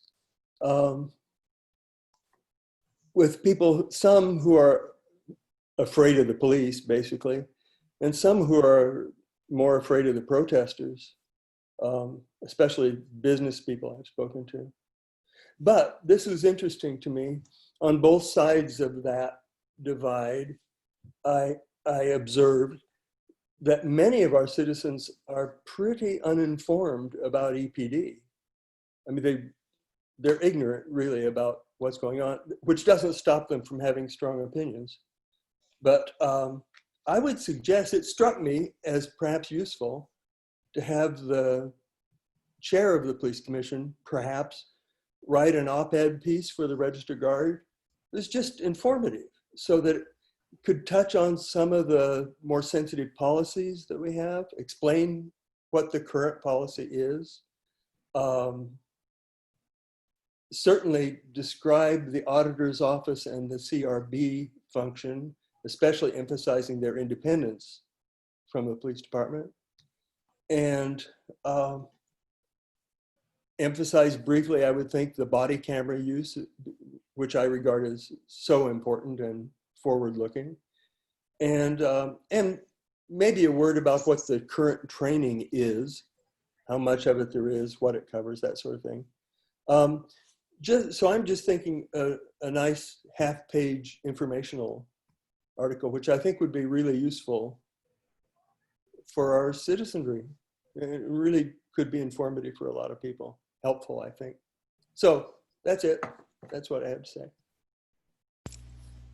Thank you, Will. Matt, and then Alan. Thanks, Sean. Like most of you, in the comments I've heard, these are challenging times, and they've affected me deeply, and Black lives do matter. As it pertains to our city, I want to thank the people that took the time to come in and make their comments.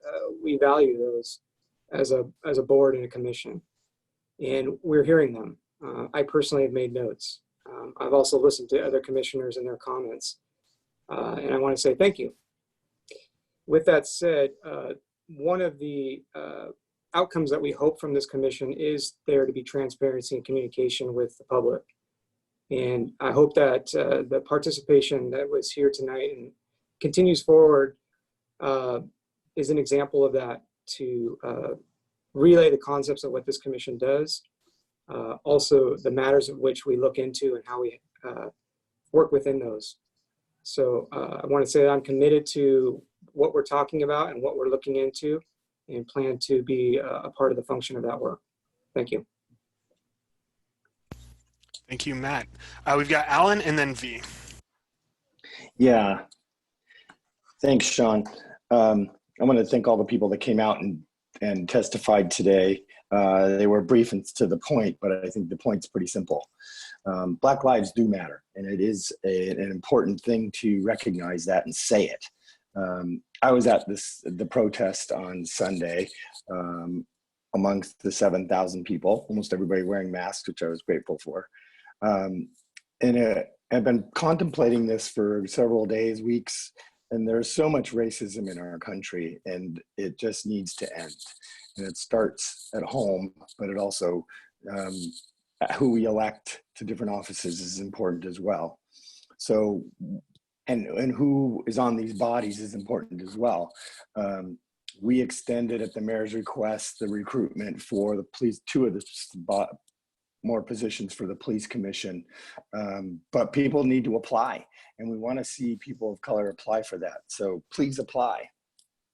We've also seen, I don't know, Mayor, you probably, last count was around 800. I think it's more like 1,000 emails that we've gotten. I haven't read them all, but I get the gist of most of them. And they're run the gamut on all sorts of levels of knowledge about what we do and what we don't do. And part of that is on us. We as a city, and we just don't do a good job of telling our story. People don't know exactly what the policies are that we have, or that we've been having a police auditor for a very long time, and probably one of the best in the country, and on a model that other people replicate. We have the Citizens Review Board, which is a model, and the Police Commission, which reviews the policies, and we have cahoots. We have all of these, and we have a bunch of policies that we have looked at. I looked at the 8 can't wait, and we're really close to being able to satisfy all of those. So, and reform needs to take place within the police department. I think actually Chris Rock said it. There are some professions where you just can't have any bad apples, and police profession is one of them. So I'm committed to be working on police reform and making sure that we take this seriously. There are a few times in our lives where there's so much focus and so much attention paid to something that you actually have an opportunity to make a big difference and make some change. And this is one of them, and we need to grasp it. And that's my intention over the next couple of months. Thank you, Alan. V, and then myself. Hi, thanks for letting me skip my turn earlier. This is a painful time for the community, and I certainly share that pain with you.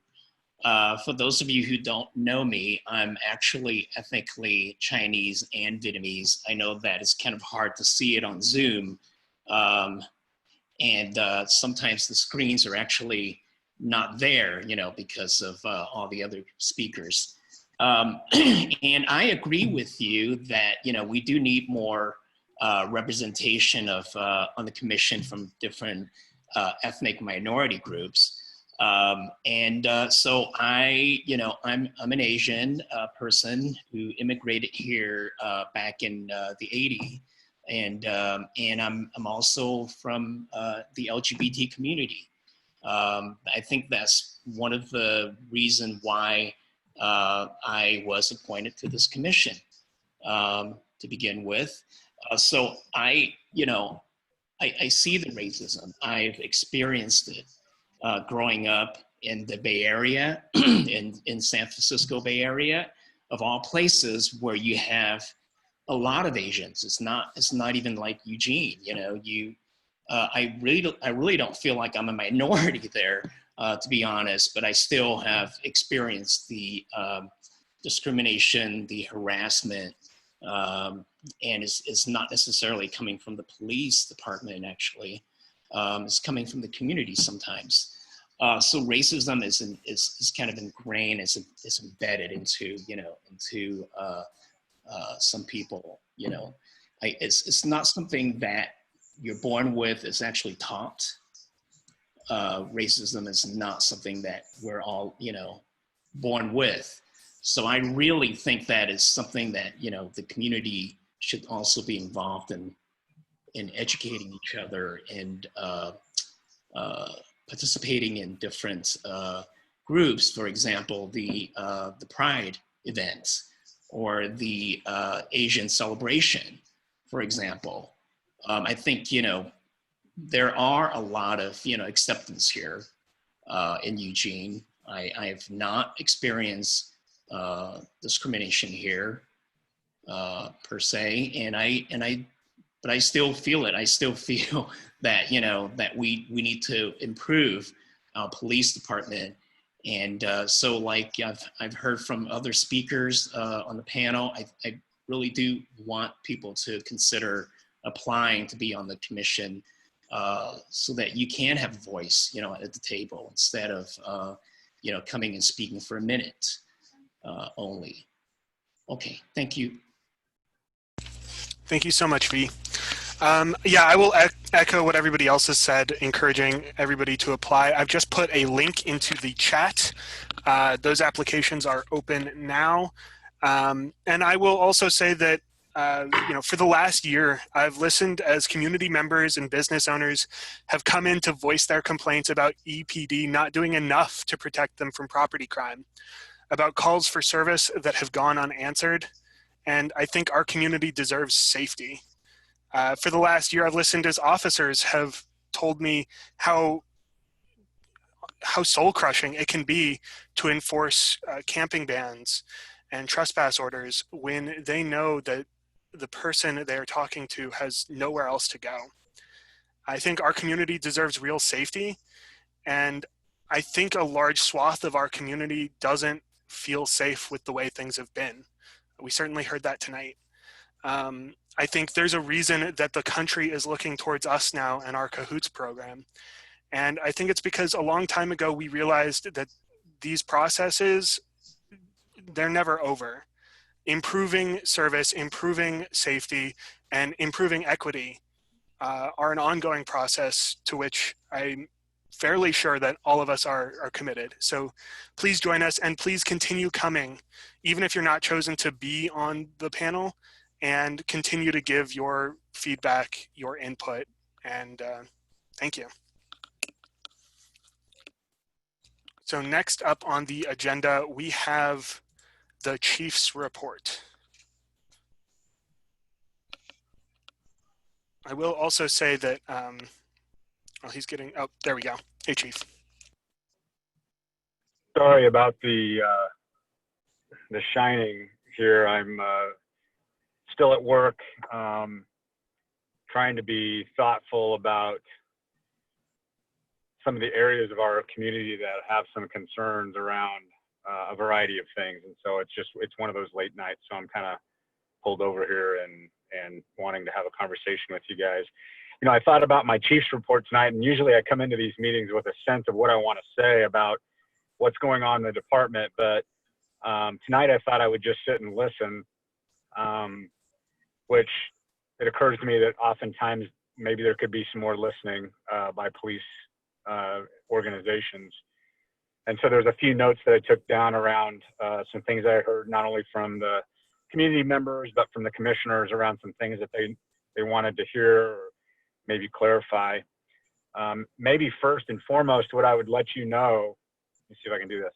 First and foremost, I would let you know that, I've got an organization that's looking to me and to the Deputy Chief, Stacy Jeffson, to leadership in this time of uncertainty, not only uncertainty in our community and for our community members, but also uncertainty in our profession.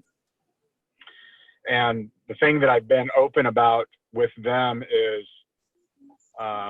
that change is coming, and that understand that change is coming. And so the the goal for me is how do I lead this organization through the inevitable change that's coming, especially when we're not sure what that change is going to look like or what shape that change is going to take. But I know one thing that I think I would like people to hear from me is that not only are we committed to change, but we also recognize that meaningful, lasting, sustainable change comes through strong, methodical, and thoughtful collaboration with a variety of our stakeholders. Change for change's sake is not sustainable. And so while I know that right now this country's hurting and this community's hurting and they want to see something done immediately, I think what happens is if we move towards immediacy, we also run the risk of a lack of sustainability of meaningful change. And so I'm looking forward to an opportunity to come together with those key community members and stakeholders to talk about what meaningful police reform looks like, kind of identifying, you know, where we are, where we need to go, and how we're going to get there. But my department's ready to embrace what change looks like.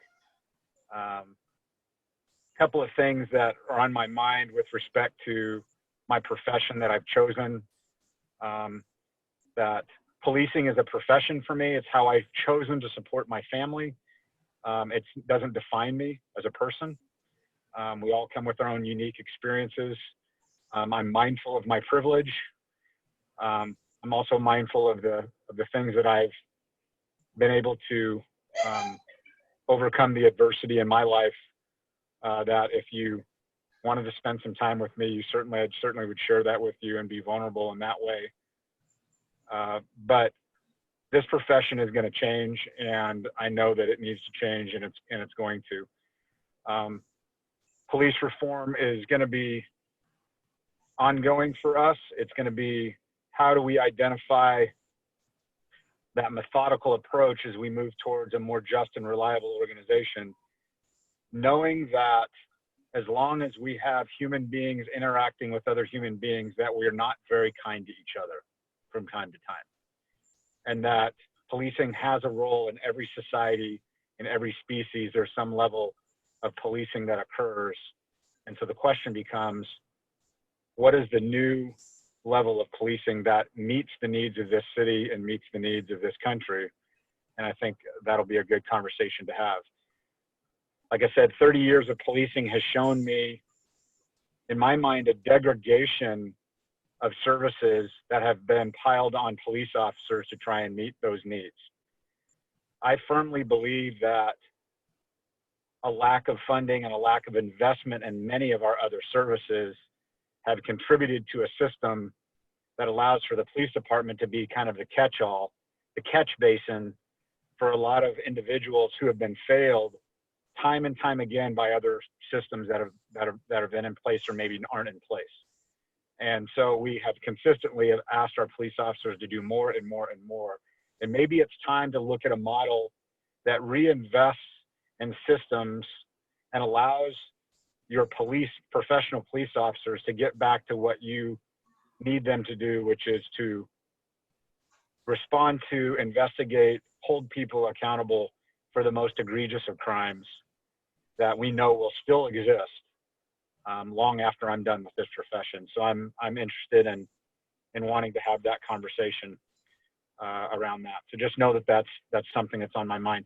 I want to thank the mayor for Jeremy and I sat in a meeting a couple of days ago going over this agenda, and he mentioned to me that we were going to be appointing new commissioners. I think at the time it was 3. I know that we have 4 openings now, but it was 3 at that time. And I remember asking Jeremy, what was the community makeup of those appointments? And shortly after he explained that to me, I knew he was having a meeting with the mayor. I asked him, you know, do you think you could engage the mayor in some dialogue? And I didn't even know if it was possible about holding off on those appointments. It seems like now is a critical time and taking advantage of this perfect moment in time in trying to recruit a police commission that can better inform policies, can better reflect our community, and speak to the experiences that they have or that they've heard of their individual groups that they may represent or have shared experiences with that better inform our policy. So thank you, Mayor, for finding a way to kind of go push the reset button and give us an opportunity to build a police commission. I think that's a great start if we can find a way to build a police commission that better represents our entire community, for sure. A couple of things. You've heard about cahoots a lot tonight, and I need to make something real clear that I think sometimes gets missed, is that our relationship with cahoots is really, really important to us. This is not an us versus them situation. This is an us with them situation, understanding that they need to keep an arm's length distance because of the unique work that they do and the legitimacy they need to have. And we understand that close ties with the police department maybe undermines that legitimacy, but make no bones about it.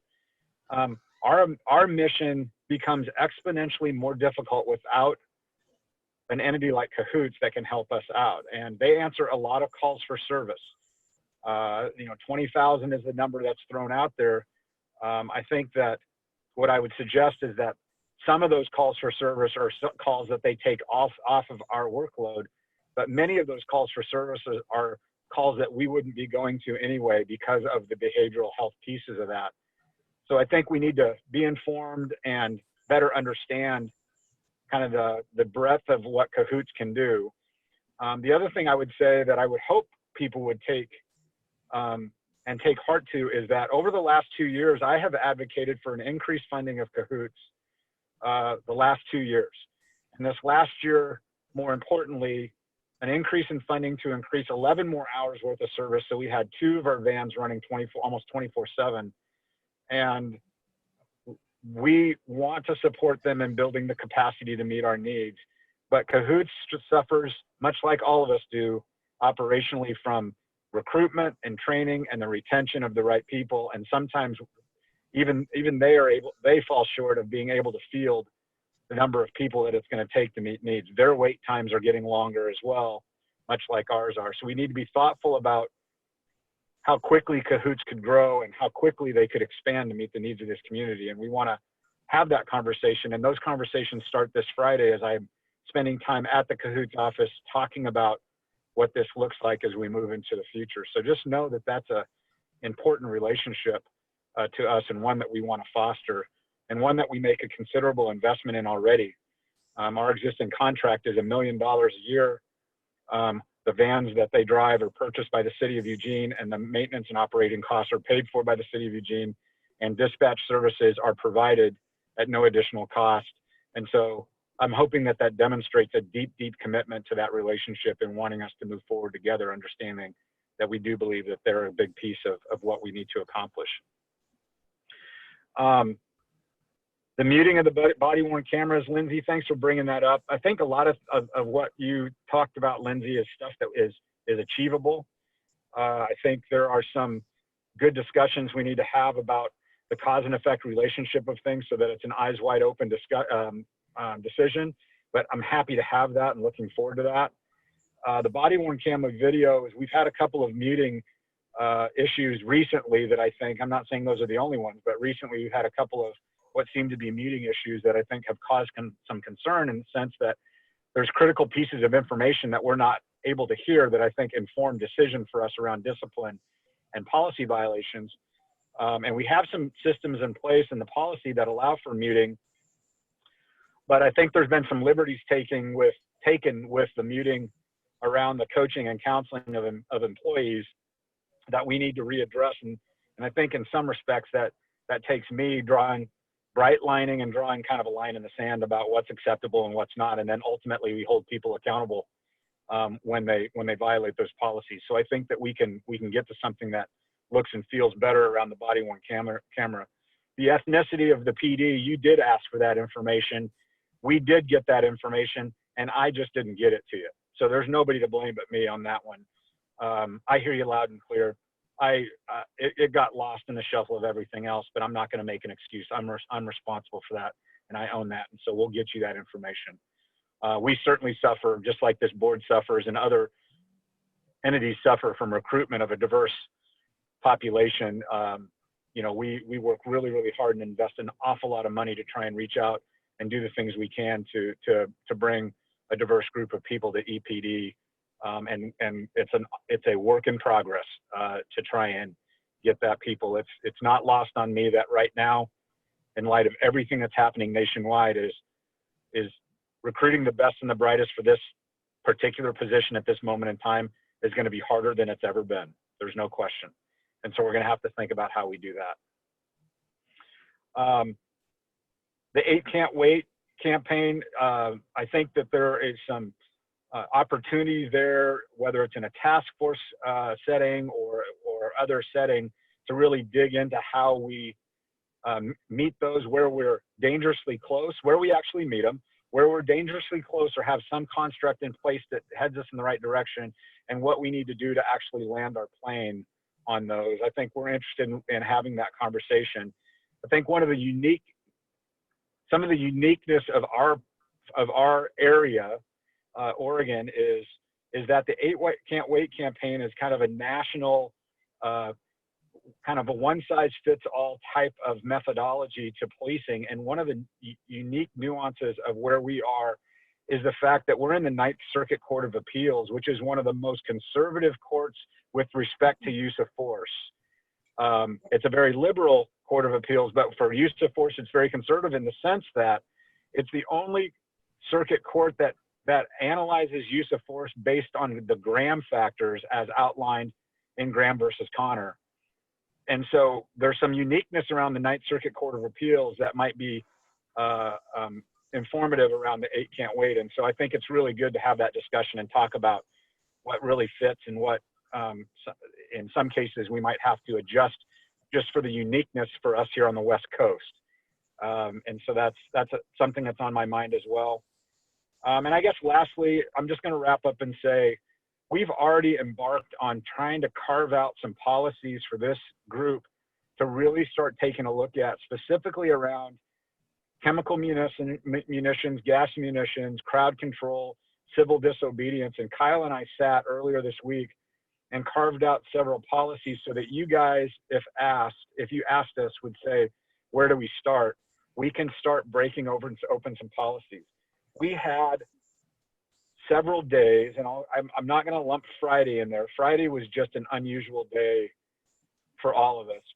But we had Saturday and Sunday where we embarked on what we felt like was a way to keep this community safe. And the way we executed that plan was poor at best. Some of the things that happen in policies that we have on the books in exercising policies or demonstrating policies that we haven't done in decades is that it oftentimes reveals some significant blind spots in our policy and some significant blind spots in the way we execute our policies or our strategies or tactics. And I think on Saturday and Sunday, we saw that. So we have you have our commitment, and this community has our commitment that A, we're going to be accountable. A, we're going to review body cam footage. I've already stood up a small team of people that is going to pour over the thousands of hours of body cam footage as a spot audit to look at every hour to see if there's something that can inform our organization. We're categorizing and cataloging complaints based on the day so we can narrowly define what day it happened, what time of the day it happened, so that we know where we can look for footage, where we know that we can match up civilian cell phone footage or video footage with our own footage, and try and do a good job of picking those off. So we have a plan to hold ourselves accountable for those things, and a plan for us to identify maybe issues around our behavior or policy violations that maybe we haven't heard about yet. One of the things that you can take some solace in is knowing that of all the complaints and all of the internal affairs investigations or service complaints that we do, there is a number of those that are generated internally. We don't always, not all the complaints are generated externally, waiting for people to catch us doing something and calling. There are many complaints where we identify where we have fallen short, and we hold each other accountable, and we are the ones that initiate the complaints through the auditor's office to classify them on behalf of behavior that we're seeing. So I think that you can hopefully feel better knowing that the protectionism that has a tendency to exist in our profession is not as alive and well as maybe in other organizations. And so I think that that should speak to our desire to want to be accountable and transparent in what we do. So I'll end there and just say that I'm very, very honored to be your chief. I'm honored to be here at this moment in time. I believe that I'm here for a reason. I believe that we're at this moment in time for a reason, and I believe that it's going to take strong leadership, both internally to the department, externally in our community, and amongst our government officials and electeds, strong leadership to lead us through this change that is coming. So thank you for your time. Sweet. Thank you, Chief. I have two requests. First, Jeremy, can we get Leah Pitcher made a panelist in case there are any questions for the independent auditor going forward? I suspect there might be some. And two, our agenda and the time constraints are blown out of the water. So I'm hoping we can get a motion to extend the meeting and a vote on that. I move that we extend the meeting. Do you have a time? 30 minutes. That's what I was thinking. Everybody in, oh, sorry, do I have a second? I'll second it. Sweet, thank you, V. Everybody in favor say aye or raise your hand. That is unanimous. Anybody against? Thank you all. All right, so our ending time is going to be 30 minutes later, and we can move on to the policy reflection, discussion of accountability, and riot response. I'd like to begin this by asking how long it's going to take the auditor and the civilian review board to actually get through the incident, I think critical incident report is what you're engaging in as far as that weekend is concerned. Because, go ahead. Community impact case, I think is the term. Thank you. And how long it's going to take for us to get through that, because until we do that, I don't know if we can make good policy recommendations. Okay. How long to get through the investigation? Yes. Okay, that's a good question. I believe CRB had a similar question, and the answer was, we are not sure. Chief Skinner has been great about finding personnel to help with this. So we are hoping to get this done in an expeditious but thorough manner. There is a lot of video to watch, a whole lot. So I would say more than 30 days for sure. I can't give a firm estimate of when it would be, but most IA investigations of a single incident are given 60-day timeline. But this is gonna have, I'm working on it full time. Chief Skinner's assigned people to work on it full time. We're gonna do as best we can, but I would say 60 to 90 days is probably most likely, but. And then I imagine, Lindsay, that the next piece of that will take another while at least. So Leah, can you correct me? I think that there are timelines that are described when it's designated as a community impact case for the CRB to review it. Am I remembering correctly that it's 14 days? Yeah, so absolutely. Once the investigation has come to what I would deem to be an end, then we need to get it to the CRB within 14 days. Within 30 days of receiving the case, I believe, CRB needs to issue basically one of three findings. I'm going to pull up that ordinance so I don't misspeak, but yes, Lindsay's right. There are ensuing timelines for when that's closed for CRB review for a community impact case. Okay. And that was part of why it was important that CRB members sort of vociferously commit to the designating an impact case, because the amount of time that it's going to take in a very short window to review the materials will be significant. So in a typical month, if you're just reviewing one complaint, you might have, 10 or 15 hours of work. Obviously, that's going to be exponentially more. So that was one of the reasons why I mentioned the strong commitment of the members of the CRB to dedicate the time that's necessary to get through the material as thoroughly and quickly as possible so that community doesn't have to wait any longer than it's already going to take to do the necessary work. Sweet. I had Bill on the queue next. If anybody does want to say anything, just wave at me, and if I don't get you, yell at me. So Sean, I appreciate that you want to wait and kind of see what we come up of the response that our department used. But I do think that, in this time, we need to start looking at some of these policies. I know some of them, we've even looked at recently, but I do think that, there's a new awareness, that I think the commission itself can start to at least have those conversations, because as you know, we have one meeting a month, and even just to get through that number, I think you need to start really having a good plan going forward for the next few months, and just start to at least get in and having discussions and talking through what the policy says today and what you may want, or what we're hearing from the community that we might want to do. Sweet. Thank you, Bill. Anybody else have anything they want to say? I do have one more question while folks consider what they might want to say, which is that, Leah, do you need any additional resources from the city? And I don't know if we can make that kind of recommendation, but just wondering about your resourcing and potential backlog. I appreciate the question.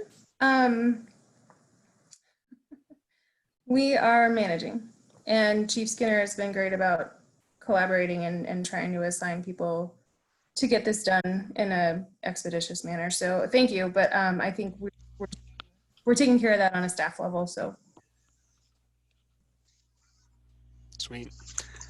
Thank you so much. Any other, Jennifer? Thanks, Sean. I wanted to circle back to something Lindsay brought up about the CRB's recommendation of a task force, and I'm wondering how you guys are seeing the division of work that task force might do, and then what the police commission might do. Sure. So the vision for the task force, so we obviously have this two-pronged system within Eugene, right? So we have the CRB to look at, to really, the way that I talk about is to bear witness to things that the rest of the public doesn't get to see in terms of complaints and investigations and how they're resolved. And then we have the police commission that looks at policy, right? And these need to function together, and they have sort of these distinct bodies of work that they typically do. But in the case of looking at a comprehensive police reform platform, I think it's valuable to have the insights and the skills and the perspectives that sit on both of these bodies.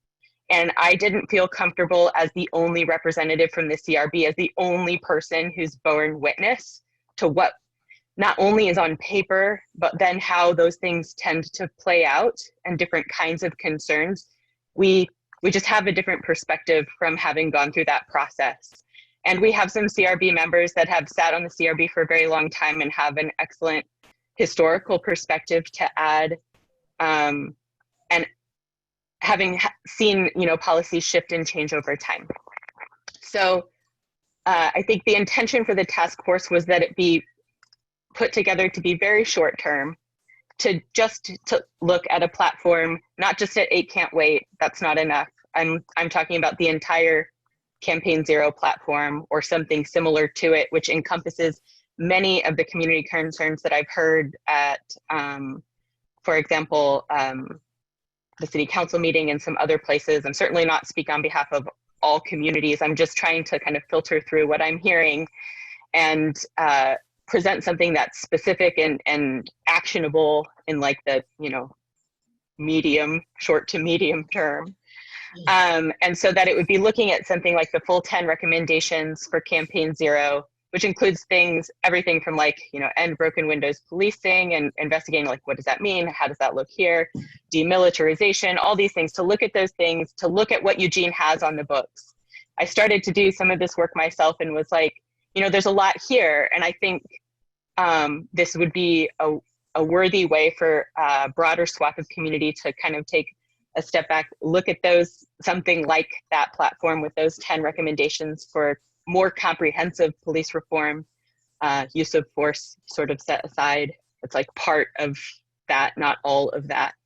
And then to make recommendations. So some of those recommendations might have to do with the CRB and how we operate ourselves. Some of those recommendations would probably go to the police commission table where it would be discussed and that would be moved forward. Some of these recommendations might go to mayor and council. Some of these recommendations might have anything to do with the city of Eugene, might be at the state of Oregon level, or might even be at the national level. I think just trying to create a way so that there's a broader, more educated and careful look taken of comprehensive police reform done by a citizen body. And it seems that the police commission and the CRB are sort of logical places to start to do that type of work. So that was, I know it was like long-winded answer, but I hope that helps to clarify sort of what we were trying to get at. No, it does. And I think it brings up a good point that there's a lot of work to do, and expecting the police commission to be able to do all of it is probably unrealistic. I personally think it's a good idea, but if the majority of the police commission does also, it might be something that we want to endorse the CRB, the Citizen Review Board's recommendation, so it has the weight that both groups, if we do want to, we both are thinking that this is a good idea, and if not, then we should say no, we don't think it's a good idea. Awesome. Absolutely. And could I just say that we didn't mean to obligate the police commission, but our meeting just happened to be first. And so we were able to have the discussion about what we wanted to put forward. And now you all and I get to have the same conversation. Yeah, so I've got myself next in the queue. I was actually thinking about doing something very similar, starting up a subcommittee to invite people from, not just the Civilian Review Board, but also the Human Rights Commission, as well as, other concerned community members. One of my concerns with this is that we already see fairly low attendance to regular meetings, and advertising additional meetings, I'm worried about transparency and involvement. And I don't know how short-term these meetings could be, given the breadth of potential recommendations. I don't have any solutions for those concerns, but if anybody does, Bill? So I guess my comment would be to the mayor and our council members here is that if you wanted to create a task force, I think we create one that includes a lot of community members that are really affected by this. And I don't mean to come off wrong or harsh, but I think adding 4 or 5 more white people to talk about how the police aren't working well within our community is just not what we need to do today. But I think we need to recruit and put somebody in charge. If we really want to do a task force, I think that needs to be an outside group. It could include members of these 2 groups if you felt, but I do think if you're going to do something like that, it needs to be a more diverse group of people to come together. I might know some people. Silver? Oh, just that. I might know some people who should be at that table. Sweet. This is going to be an ongoing process. I know there's a whole lot in the air right now. As I set the agenda going forward, is there anything that we would like to prioritize? Alan? Yeah, I was not on that particular one. I had my virtual hand raised earlier. This is a community issue, and it needs to be addressed at a community level. And I applaud the idea and the initiative of a task force, but it's too constrained I think over time we need to involve a lot more members of the community into this process, into the reform process for it to have legitimacy. The EPD needs to be at the table. Black Lives Matter need to be at the table. I think it's a bigger tent thing,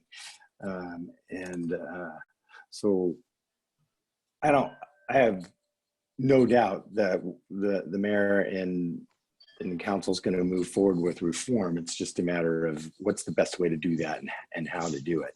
And I appreciate all the ideas. A lot of this stuff tends to be pretty technical. I mean, us slogging through the policies is very dry and very technical. Having a 25-member group do that might not be the best way to do that particular thing, but maybe there's a different mission that the bigger tent group can have, and then slogging through the actual words of the policy may be left to a smaller group. But I have no doubt we'll be moving forward one way or another. I think it's just a little bit, we're just still reacting as opposed to being proactive. So about to move into that proactive mode soon, I think. Thank you, Alan. Amanda. So just sort of listening to what Lindsay was saying and Alan is saying and a few others, this thought isn't completely formed in my head yet, but there's something striking to me about having the Citizen Review Board that sort of is bearing witness to what's happening on the ground, separate from Police Commission, which is voting on policy and making policy recommendations. That's sort of reflecting on the past year that I've been off Police Commission and thinking about that is kind of a disconnect that we don't often hear about how the policy changes that we recommend or approve or vote on actually carry out in the real world. And thinking about that, like I was thinking about, as a commission, we voted on the pepper bullets. And one of the things that we talked a lot about the pepper bullets was that this was an alternative to deadly force. And as an alternative to deadly force, that was something I felt supportive of. And I don't remember everything all the time, so it could be that I'm forgetting, but I don't remember us talking about them being used as crowd control, and I'm not sure I would have voted for it if I had. And so I do think that I don't want another work group for the sake of having a work group. I got plenty of work groups in my life. But I also think that divide between us doing the policy work and then another board seeing how that's actually carrying out on the ground, I think that we need a bridge there. I think Police Commission needs to hear more about how things are actually, the changes that we vote for, the things that we agree to, what's that actually looking like in the real world, like closing that loop. So one of the reasons that this divide exists is to allow a group that needs to be backgrounded and still allow voices that might not pass a background check to have input into police policy. But it sounds like there's a deeper issue of communication that, one person is not enough. And when I joined, one of my thoughts was that I really wanted to go and see what the CRB does. So I often, watch the videos, but perhaps there's a, more systemic recommendation of another person from the commission joining the CRB, going back the other direction. Any other comments? Okay. The next thing on our agenda is to go over the work plan and annual report that I will be taking to City Council later this month or early next month. Is this something you can screen share, Jeremy?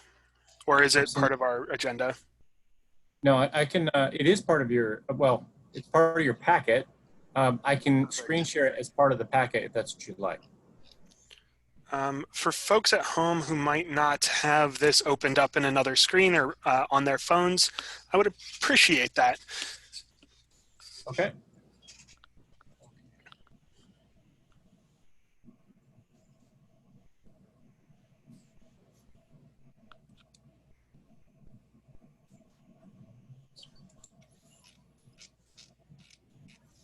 So to run over this work plan, I will be going to present to council, and this is what we want to say we have worked on so far and what we still have yet to do.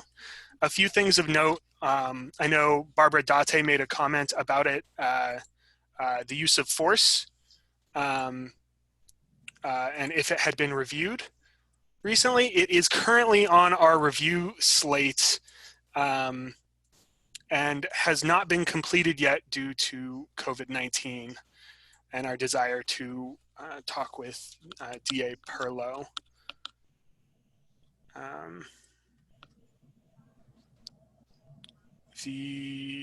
A couple of other things of note are that some of these are ongoing goals. We might have started it. Outreach is a perfect example of, many of us have attended First Friday's Communities of Color, Pride, the Asian celebration, both leading up to the initial recruitment of the police commission. I think, this is not a mission complete type deal. This is an ongoing commitment. Is everybody seeing this okay? Yes. Yes. So the descriptions are all listed above this on the previous page. I can go back if you guys want to go back over the goals that the police commission had, and we had defined each of those. And then here is to kind of check mark what you have completed, the work that you've done. So let me know and I can scroll down. Let's scroll back up to the actual work plan. I'm not going to go over every one of them, and I think obviously the emergent events, which we try to leave room for, is, we're discussing that right now.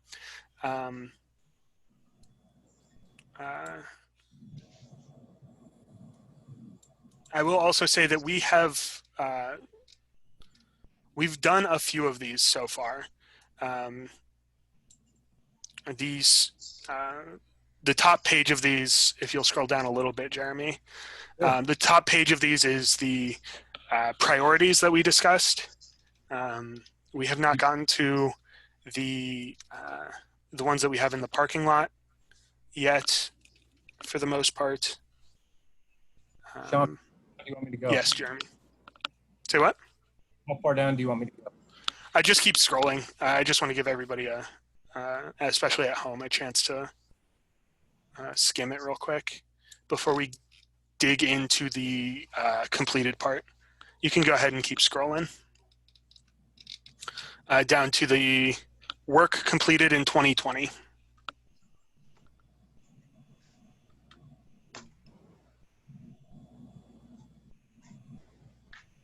So those first ones, sorry, have I missed anybody who's raised their hands who wanted to make a comment? V. So I'm wondering if we should reassign, reconsider the weight for each item. And then my other one would be a question. The screen that we're looking at right now, what are those notation that are 1, 4, next to the check mark? What are those numbers representing?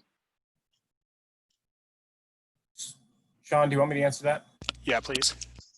Yeah, so the 1 and the 4 and the 5. So when the police commission went ahead and voted on what their what the goals were that they wanted to tackle were, they referred to them as priorities, but they weren't necessarily weighted in order. Yeah, so here they are in numeric order. And so that 1 just happens to be, it was referred to as priority, but it's priority 1. And then you have priority 4 and priority 5. The reason that the table is broken up in this way, because you notice the priorities 2 and 3 are missing, is it became apparent after the police commission began their work that some of their work was intended to start ongoing processes. And so that's what this first table is. It's the ongoing objectives. And then when you get to the next table, what you see are projects that were intended to have a completed point or a deadline. So that's how these were broken up, because it's the outreach to police officers. I don't think that ever intended to end. It was something that was going to be ongoing indefinitely. The rotations is something that was intended to keep going. The outreach to neighborhoods, these were all things that were intended to continue. And as to your first question about reweighting them, they are weighted according to the number of votes they got at the work retreats before. So I don't necessarily prioritize them in order by number of votes when I'm setting the agenda. And then I saw Jennifer's hand. Oh, sorry.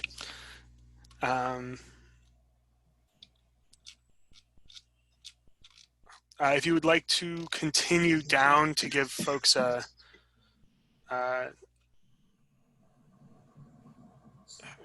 here are the objectives that aren't ongoing. Perfect. This is the next part. So the camping policy and litter issues, we on these dates have held meetings where we reviewed these policies or discussed these topics. That's sort of the layout of these. The IDFIT team is in process. Is there anything anybody would like me to be sure that I communicate to council? I was originally planning on just sending the reports. However, given certain circumstances, Lindsay, go ahead.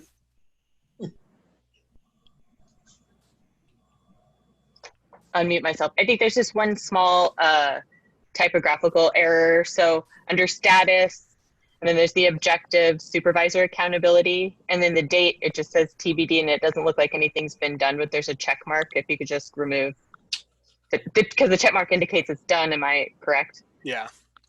I think there might have been one other one that I saw like that, but that would be awesome. Thank you. Thank you. Yes. And to everybody watching, we did have supervisor accountability on our work plan for a while. So thank you for your public comments supporting those goals. Anybody have any other comments before we continue scrolling down? All right, Jeremy, can we continue on? Absolutely.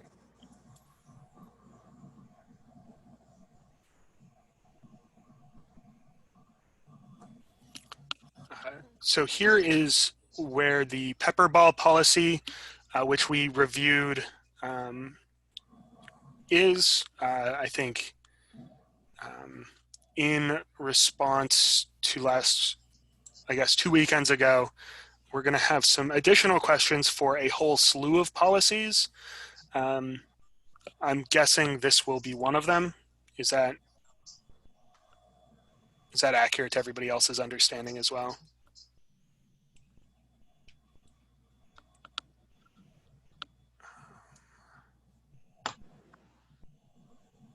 The pandemic discussion is ongoing.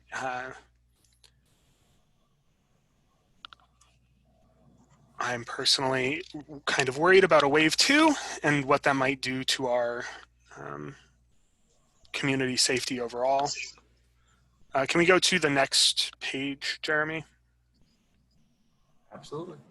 And here's the long form version of some of our, I guess the brief discussion of what our work plan objectives were, and then a longer, examination of some of the key things that I think we reviewed over the last year.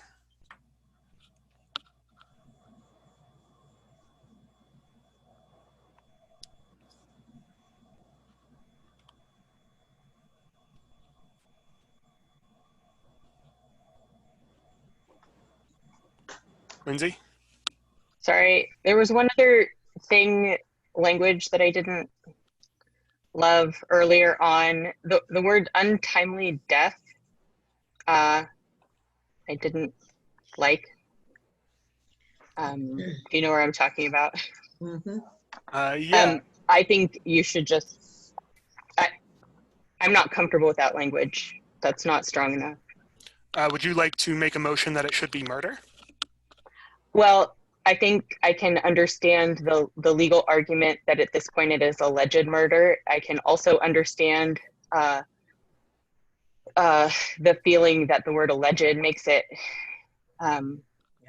difficult. You know, so I'm trying to thinking out loud here. So bear with me. I don't know that. I feel like if you're going to mention it, that untimely death it invisibilizes the violence, and so either strike the comment entirely or find a more accurate way to describe it.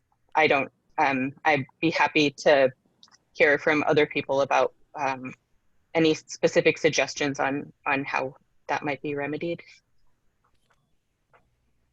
Bill? And then Matt? Sorry, always trying to figure out how to unmute myself. No, I agree with you, Lindsay. I think, you know, it needs to be something that, you know, sparked by George Floyd's death at the hands of police or something like that, to make it to where it's more, it's not like it's an accident. I got Matt and then Lindsay and then Terry. Yeah, thanks, Lindsay, for bringing that up. It also caught my eye. I wonder if maybe just not including the adjective altogether and just leaving it simply death. It is still a powerful statement, and to me is still very strong. And I don't mean to minimize it in the least. That's not the intention of my comment. It's actually to maximize it by just not putting an adjective in there. Thank you. Lindsay and then Terry and then Edward. Okay. I guess another word that I would propose would be kill or killing. I'm not opposed to Matt's proposal of death either, but killing of? Yeah. Terry?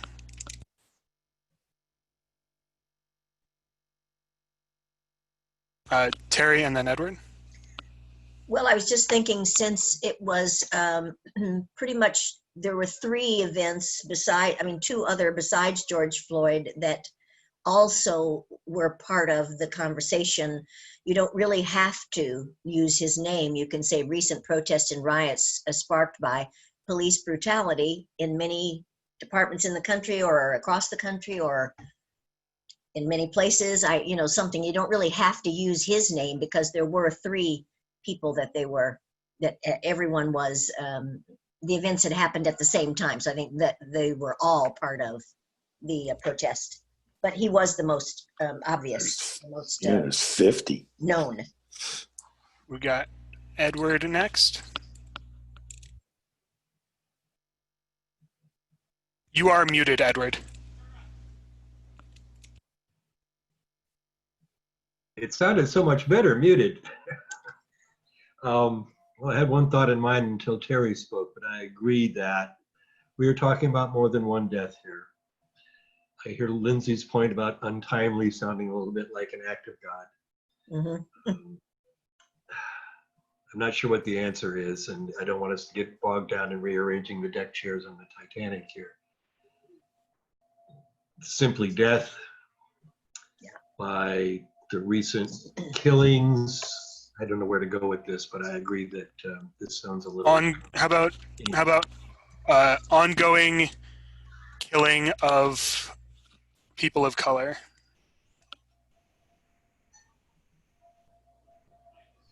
And feel free to disagree.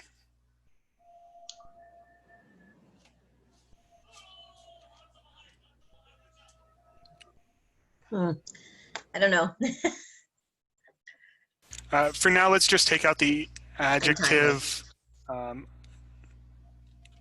Untimely. Untimely. And many others. I'm seeing some nods. George Floyd's and many and others' others' deaths. deaths. All right, let's make that it. Can I ask, could we say the killing of George Floyd and many others? Yes. Yeah, I like killing better. I'm with that. Mm-hmm. Thank you all for your input. Anything else as we go down? Scrolling. There we go. And for anybody who does not want to sit through all of this in the audience, we will also be presenting this to council later on. I know people have busy lives, and I look forward to seeing you all again next month.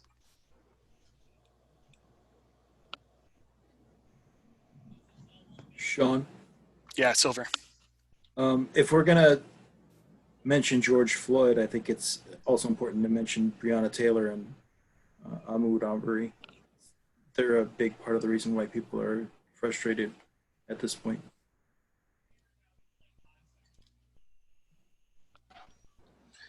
Yeah, unfortunately, the list is really long. Those are just the recent ones. Right. And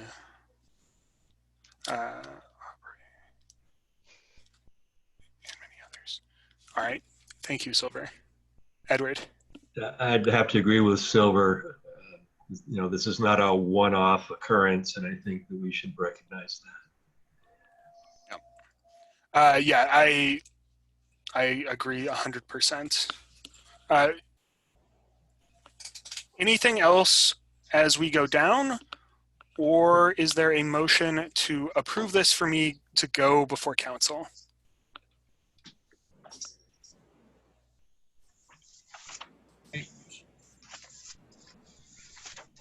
Jeremy? May I just clarify? So then, are we going to include the names that Silver had recommended be included, or are we going to remove all the names together and just talk about the ongoing killing? So the way I've got it right now is recent protests and riots sparked by the killing of George Floyd, Breonna Taylor, Ahmaud Arbery, and many others.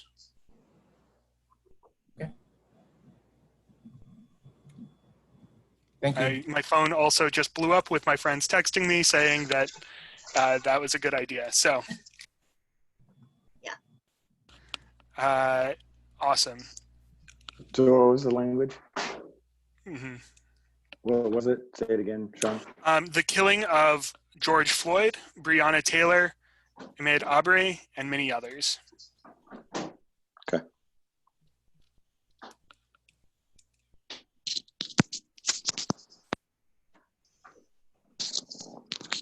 Can we scroll through the rest of this? Yep.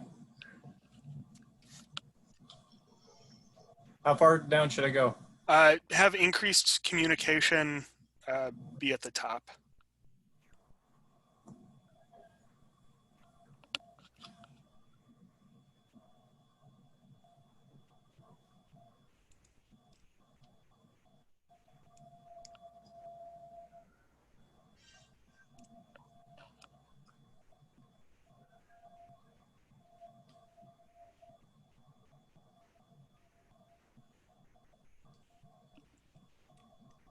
You need a motion, Sean? Assuming you guys like everything that's up there, you folks. Move to approve. I'll second. Thank you, Edward. Thank you, Terry. All right, everybody in favor, say aye or raise your hand. Aye. Aye. Matt, your video is frozen. Okay. Anybody opposed? All right, it is unanimous. There was one other thing, it's not on the agenda, but given the fact that the Police Commission is reopening for applications, I'm hoping that V and Terry are still willing to serve with me on the review board for those applications.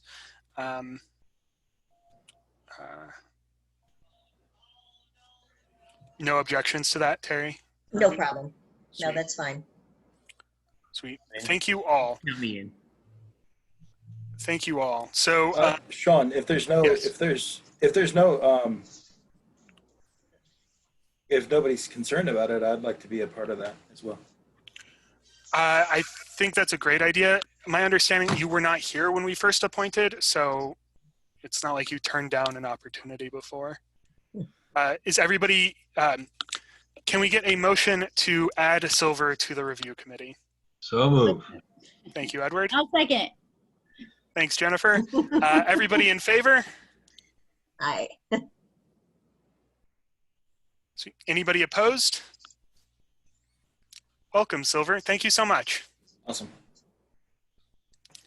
All right, so we actually blitzed through the back half of that meeting.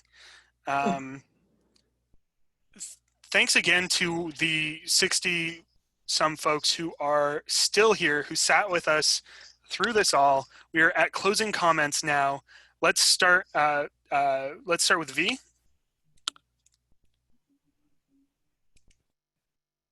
You're muted. Oh, there we go. All right, I just have to unmute. I'm really glad that we all were able to come together and you know, in light of what's going on, it's certainly, you know, give us a lot more work to do, but you know, I think it's certainly the type of work that we should be looking at. And so I do like the idea of having committees, you know, subcommittees, I mean, to work on these policy items. And I'm also very, very impressed with the community's participation in tonight's meeting. Thank you everyone for coming. Sweet. Next I've got Lindsay. Can I pass for a minute, please? I'm having a little bit of a hard time. I could use a few more minutes to gather my thoughts. No problem at all. Silver? Yeah, I also want to say thank you to the people that came out and voiced their opinion on issues that are important right now. And I do want to stress that it's important that people put in their names so that we can have a bigger application pool. I know that there's been times when I've been on the review process that we've had very little people that have applied. So it's really important that we have more people put in those applications, fill them out as much as you can. I know that helps for us to kind of get a better idea of who you are and why you want to be on the body. I think it took a lot of courage for Chief Skinner to say what he said tonight and to say that policing is going to look differently. And at the beginning of this meeting, I became overwhelmed emotionally. I apologize for that, but I do know, you know, what it's like to be a child growing up in Los Angeles and having a fear for the police department and not knowing if my interactions are going to end in my death. I know a number of people that are from my own family that have been brutalized. My uncle has still areas on his body where he was shot. And I think it's a great place for us to be right now to look at making those changes for this department, and that we start to look at some of the way things are done. And I'm excited about that prospect. I miss baseball. I miss the way things used to be. I really do. I miss not, being able to hug a neighbor or a friend. But I'm really excited about the idea that we're looking at this issue, the issue of systemic racism, and we're looking to end this issue of police brutality and things that are happening And I'm excited about that, Kate, that fact. That's it. Thank you, Silver. Terry. I think that this times that we're in right now, with between COVID, unemployment, the lack of housing in Eugene, affordable housing, there's all kinds of things that are impacting or impacted by institutional and structural racism. It didn't start in a police department. It's not going to finish with fixing a police department. It's everywhere. That is our purview, perhaps, on this commission, but it extends much farther. That's one of the reasons I like the idea of a task force, Lindsay, with people from our community being the leaders, not just people from commissions. And I think there's a lot of work to be done. Education can't be forgotten. I'm a retired teacher. And the same thing happens to teachers. More and more and more is put on them with less and less and less to work with. Less resources, less budget, everything. And it all begins, equality all begins in equality of education and in home life. So I'm all for that basic income.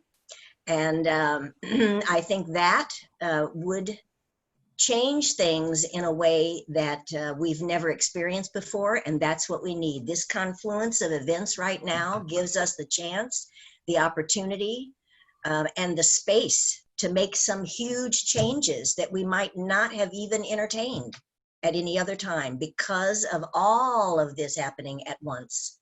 So I think this is it. I think this is the time when we need to step up. That's all. Thanks, Terry. Edward, and then Jennifer. This is probably the last time I'll get to harangue all of you as a commissioner. I'll try to keep it brief. It's been a pleasure and a privilege working with you all.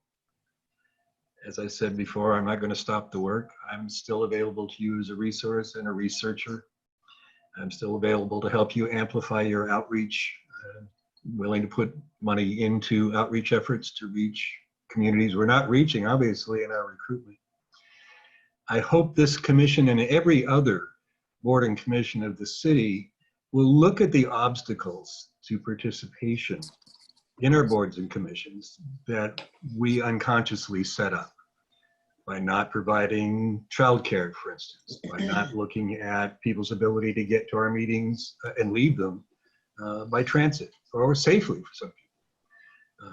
To look at the barriers that exist for people who are trying to support their family on 2 jobs, don't have time to come to meetings like ours. So I hope we look at those barriers as well. And I hope that the seat that I have occupied on the commission all these years is taken over by, perhaps some young woman of color, some person who has never been involved in government before. And they can start this kind of work. I really appreciate what the chief had to say. I'm encouraged by your attitude towards this. I'm given hope by all of you in the work that you'll continue doing. And I'm given hope by the 59 people, members of the public, who sat through this entire meeting and looked at all the little details that we have to work with every month and stuck on this extended call. You give me hope as well. So I want to thank you all. Thank you so much, Edward. Jennifer, and then Will. Thank you. Yes, thanks again to all the people who have stayed and those who had to leave, and also for the folks who serve on this commission and come here every month, ready to work, having done your homework. It's not an easy job. We often get criticism for a lot of talk and not always as much action. And at this point in the meeting, I am still not 100% clear what we have decided. So I would like to hear from our chair of what he thinks this commission has decided to do, because I'm unclear. It seems like there's not a consensus around the task force, even though I would personally think it's a good idea. So what did we decide is our next steps? So I was taking it as the commission's position that we would wait for the council to decide on whether to make a task force underneath the city council, or it didn't sound like there was support for me making a subcommittee under this commission, at least not until the council had made their decision. Everybody feel free to correct me if that is the wrong impression, as well as a commitment to review those policies, not necessarily wait for the Civilian Review Board to, dig through every detail with a comb, but begin reviewing those, large-scale incident policies and less lethal force policies and use of force policies sooner rather than later. Right, that is my understanding anyway. Okay, well then I would like to make a motion that we support the Civilian Review Board's, I guess it's a letter, is that right, Lindsay? That they have sent to City Council. Do we have a second? We have Edward seconding. Any discussion? All right, everybody in favor? Oh. Sorry, I have a question. Yeah. Yeah. Did we see the letter? Did the letter go out to us? The letter has been sent out to the commission. Yes, went out earlier. Jeremy, can you screen share it so everybody can see it? The letter went out to council, and it went out to the chief of police and the auditor's office, but it did not go out to the police commission in totality yet. So yes, I can check the letter. That would be great. All right, Jeremy. Yeah, I sent it to you. I didn't specify to forward it to the police commission. That's my error. I apologize. You're good. Yeah. It'll take me just a moment. Given that, Jennifer, do you want to rearrange your motion? I think since nobody's seen it. I think we can just wait a couple minutes. Yeah, and since we haven't seen it, did it specify the makeup of perhaps the task force, or just said we should have one? The letter. So we'll see in a minute, I guess. Yeah, you can feel free to read it carefully. Here's the letter. Seeing it?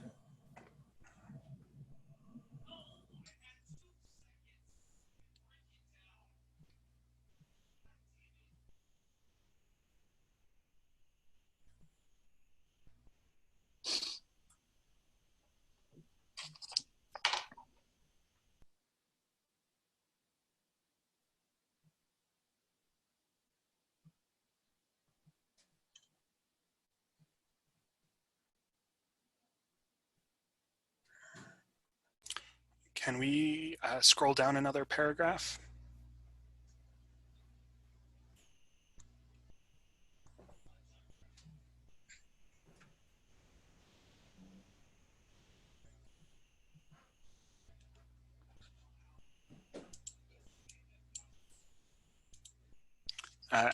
Alan?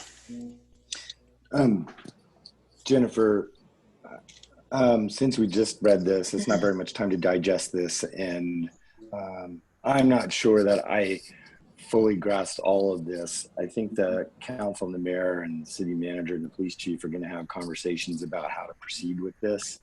I think maybe the tone of the message shouldn't be this particular proposal, because I think there's going to be many.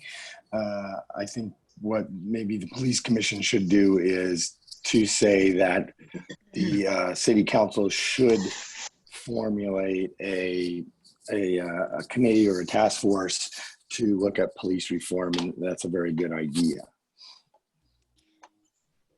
Go ahead, Jennifer. Yeah, and you think that letter doesn't say that? This is this particular proposal. Well, they're proposing a task force that's organized for a limited duration to review EPD policies, procedures. I mean, isn't that what you just said? I'm failing to see the difference. It only has CRB and police commission members. And it requires public testimony. So can we get hands for comments? I've got myself on the queue next. So to clarify, this isn't broad enough for me, for instance. I think it's a good idea in its concept, but it's not broad enough. With that limited membership. Thanks. Thank you, Alan. I've got myself, then Terry, then Silver, then Lindsay. So my own comment is also, I read this and I see that this is a police commission that is only for a limited time and doesn't include a human rights board. I understand not having enough voices from the Civilian Review Board involved, and I think that's an excellent reason for them to also attend our meeting and give public comment. That's my personal opinion, but that's my stance on it. Terry, and then Silver. Well, I understand, and I agree, Jennifer. I think we need a direction for sure. This is very specific and may not be exactly what happens, or may not be exactly what we would recommend, but I think it doesn't include that we would want members of the public involved on the task force, not just public testimony. So I don't know, I feel like we're rushing a little bit to get this out there, and perhaps that's not a good idea at the time. Silver? I wouldn't be against having the Human Rights Commission involved, or members from the Human Rights Commission. I trust completely the decisions that the City Council has made on the people that they've put into these positions. And I think that if we drag our feet on this, it's going to look really bad. So that's my 2 cents.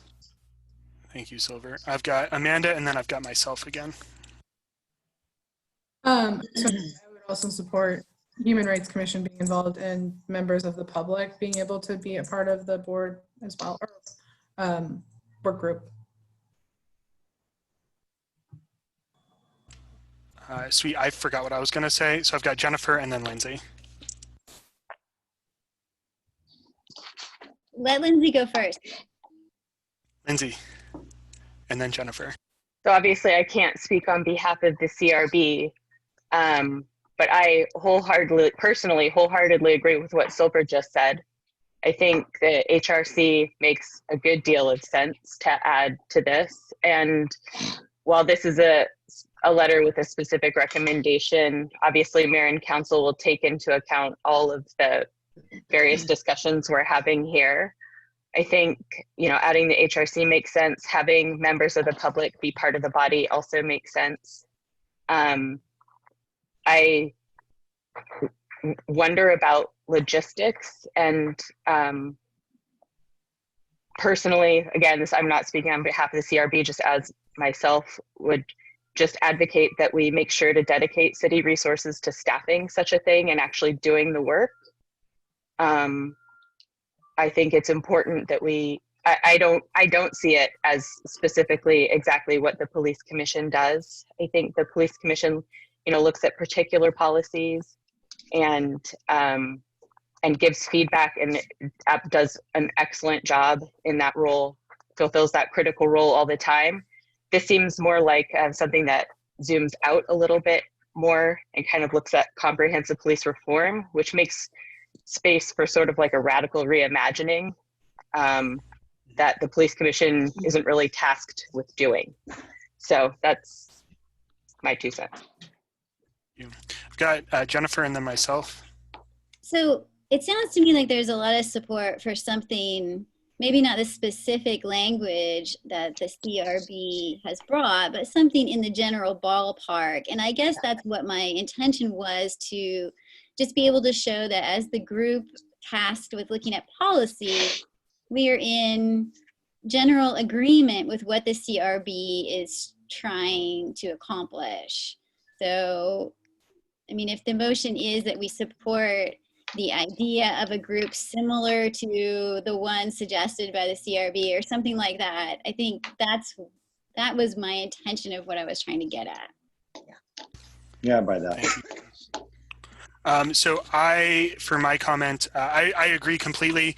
And I think taking that next step zoomed out of looking at, county interactions and state interactions, and as well as looking at policing alternatives. The term policing alternatives is in the ordinance that establishes the police commission.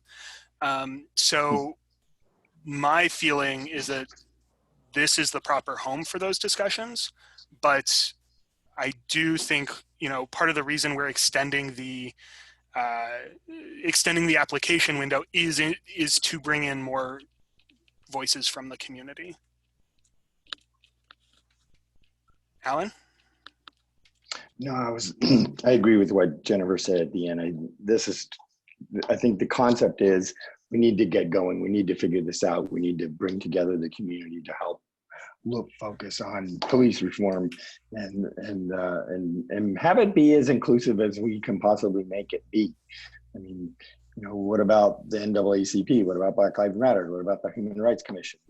So a big tent kind of proposal, I think, or kind of committees is I think what the community would need. If we just focused on a very limited, committees only, city committees only, that's going to leave a lot of people out, and they're going to, and it's going to have a toll on the legitimacy of what comes out. Mm-hmm. So that's my concern. So I think what Jennifer said hits the nail on the head. Okay, Scott Silver next. I don't want to forget LULAC.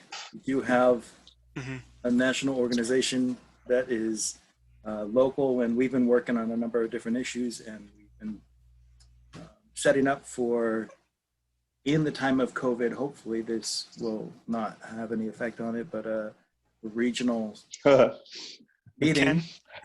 Yeah, so if that is able to happen. But, LULAC is also a person or a partner that should be in that room, and there's so many other groups that too often get forgotten in these conversations, and I think it's a really sad state of affairs, and so we should have different voices as well. So I need a motion to extend the meeting by another 10 minutes or 15 minutes to finish this conversation. Can I get such a motion? Move to extend 10 minutes. Thank you. And then Edward, we've got seconding that. Sweet. Everybody in favor? Aye. Anybody opposed? Perfect. All right. So Jennifer, did you have an amended recommendation to vote on? Well, Alan agreed to it, but I'm not sure I remember the exact wording. I don't suppose anybody typed it out. I think so I moved for the police commission to support the concept of creating a group as to look at police reform. To look an at inclusive group or something. Yeah, as similar to that in the letter from the Civilian Review Board or something along those lines. Is that about what I think it came out better the first time. It did, but that's kind of fine. That's because you weren't thinking about it. You're moving to support the goals of the Civilian Review Board by creating a task force that is inclusive to look at systemic reform of the police and related community safety agencies. Is that good phrasing? Edward? I think Ed's got something, yeah. Well, I like the phrasing, and as the second, I have something to weigh in on in this regard. But I think we should be specific that inclusive could include the Human Rights Commission, community groups. We should specifically call out some of these ingredients that we're encouraging and inclusive. Yeah. Otherwise, inclusive is just kind of a buzzword there. Can somebody bring that together in a sentence? You could kind of say a broadly based task force to include community groups, representatives from commissions, the salient commissions. There's 3 of them at least, and so broadly based, perhaps. We can also leave that to Community-based. city council to actually hammer. Yeah. Mhm. If you do a list, you're going to leave somebody out. Mm-hmm. Yeah. Fair enough. Sweet. So we've got a motion from Jennifer and a second from Edward. Everybody in favor? Say aye or raise your hand. Aye. Aye. So that is everybody. Aye. I will also vote for this. Jeremy, can you stop sharing so we can see everybody? Sure. Yes. And since I was in the middle of closing comments, let us continue to Will Davey. Okay, I was surprised and pleased and gratified to see so many people come out to provide comments. You know, it's really pretty exciting, actually. I continue to be impressed with our police chief. I think we're pretty lucky to have him. And I'm excited to see whatever reforms can come down the pike. I don't know what to expect quickly, but I'm sure that over a little time, we're going to see some really good changes. And I'm very pleased about that. That's all I have to say. Thanks, Will. Matt and then Alan.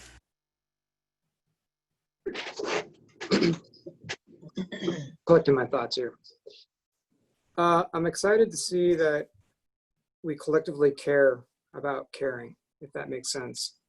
I'm hopeful for the clarity of what we're moving to do and where we're going, given the current events. I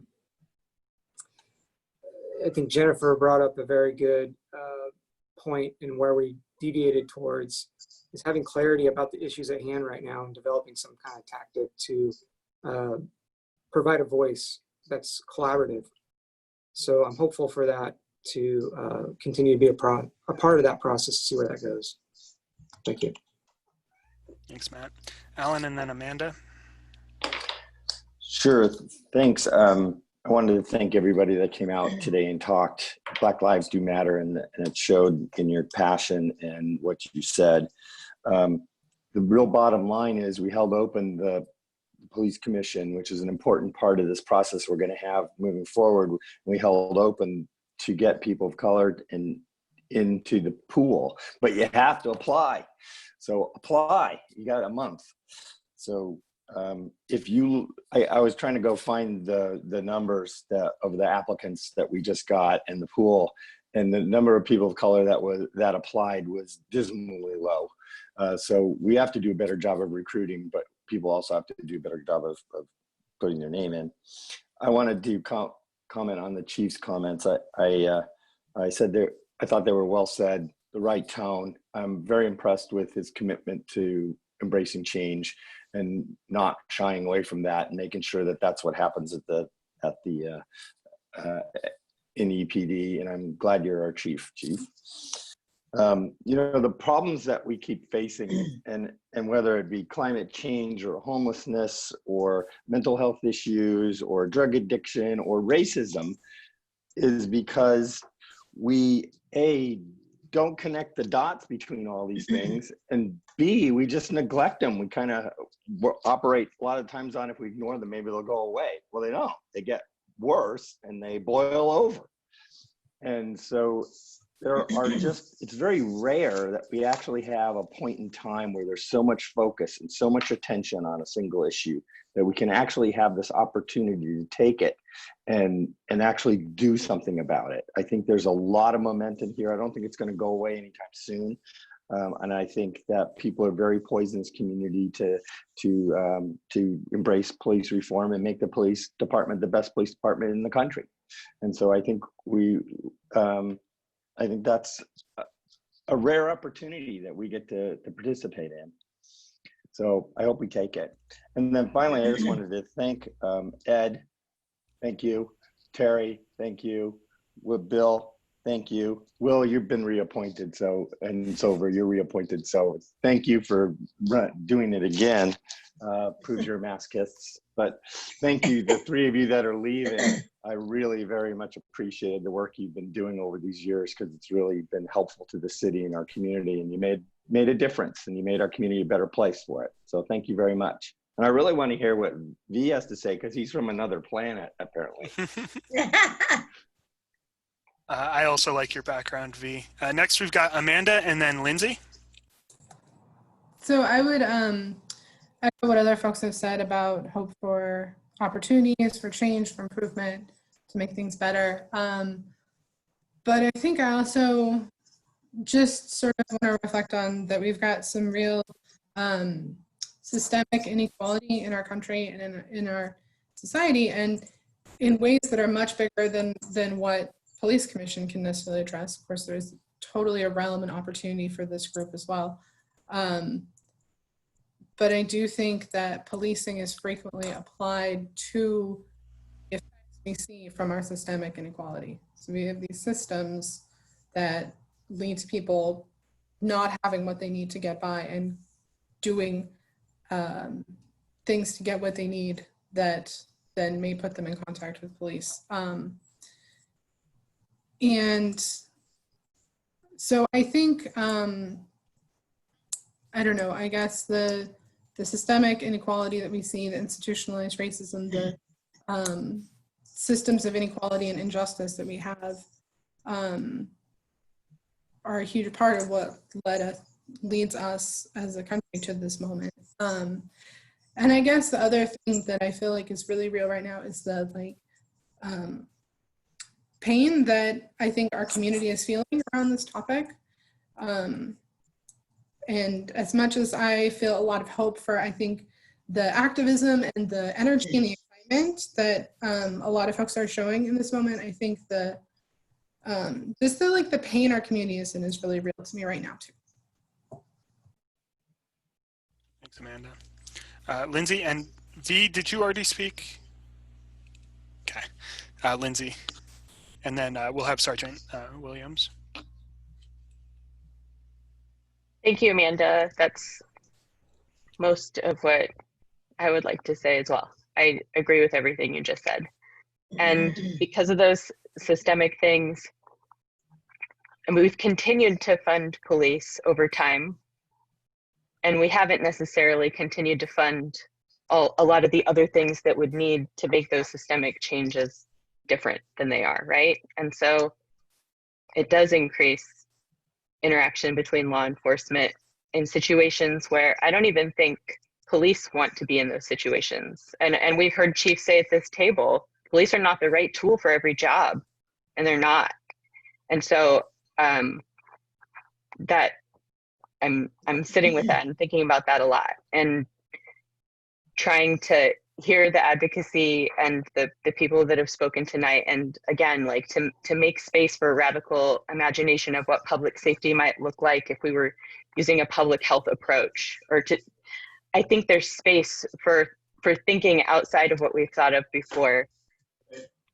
And I think continuing to do the work that we do at this table and at the CRB is super important. So I appreciate all of you for standing in that gap with me. I appreciate community for showing up.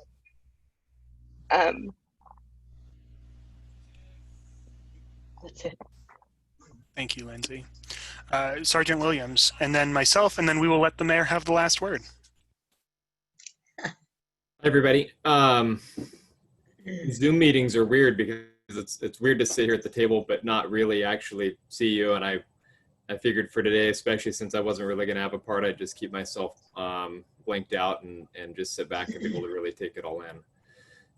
There's a lot to take in. I feel like a lot of what we all want is the kind of work that this commission has been doing for the last 4.5 years that I've been on here.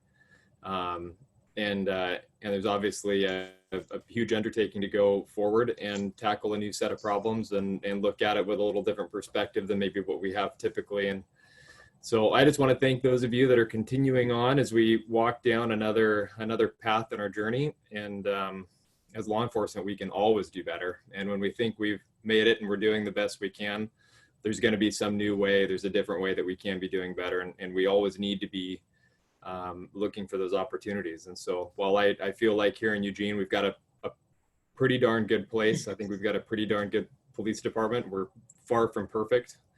But I'm looking forward to seeing what better looks like here as we embrace the community and figure out how to do that and what that looks like. So it's going to be an interesting path forward. And thank you to those of you that have been. We'll say our final goodbyes, I guess, next month. I'm hoping I'll be able to zoom in from afar. For those that are staying, it's going to be an interesting next 6 months, I think. Thank you, Sergeant Williams. So I would like to begin by thanking all of the folks whose terms are expiring soon, who've agreed to help us out and help us meet quorum, particularly next month by staying on a little bit longer. I also want to thank everybody who participated in the process to hire Chief Skinner.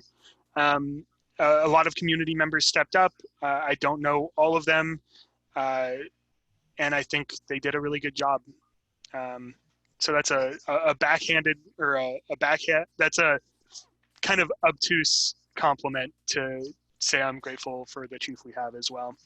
I am worried about the task force and making sure that it's adequately staffed and that it is adequately advertised to the public. I don't want it to serve as a way to diminish activist energy across different places, but rather a place to organize that energy. So yeah, going forward, I'm also excited to see where things turn out. It is exactly 8:45, but Lucy, do you have anything you want to say? Just a couple of things. Mostly, thank you. I don't want to keep anyone in this meeting any longer than you need to be here.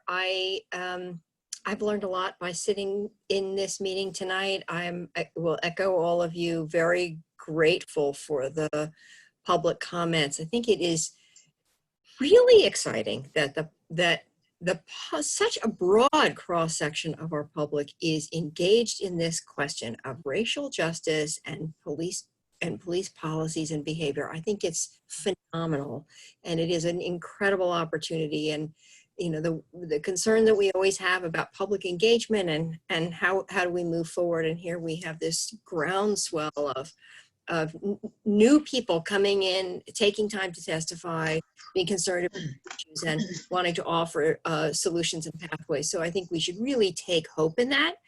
And I think also should be proud of the fact that you know, our police chief, our police department, and all of you approach this with open hearts and open minds, that you're prepared and willing to sort of take things down, deconstruct a little bit, look at how things might be built differently, and how we really build both the police department, but the community that we want and need, that is fairer, safer, you know, wonderful place for everybody who lives here. And that's you know, that's our ultimate goal. And so I appreciate the many hours that you all put into this work, and the passion that you bring to it, because it's rich and deep and really important. So I also am excited. And then I want to say I believe that Will Davey has also decided that he's not going to continue. So we do have 4 openings, but I do want to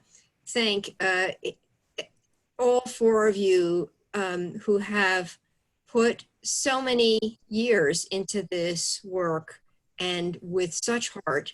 And you have put this community in a position to actually take these next steps. It is your work on the police commission over the last 7 or 8 years, depending on each of you, how long you've been there, that built the foundation that enables the city now to move forward and do the next piece of assessment and work. So thank you very much for that contribution, because this city is a leader, and it will continue to be a leader, and it is thanks to all of you for putting us in that place. So thank you. It's really been a fantastic meeting, and I appreciate everything I've heard and the work that you all do.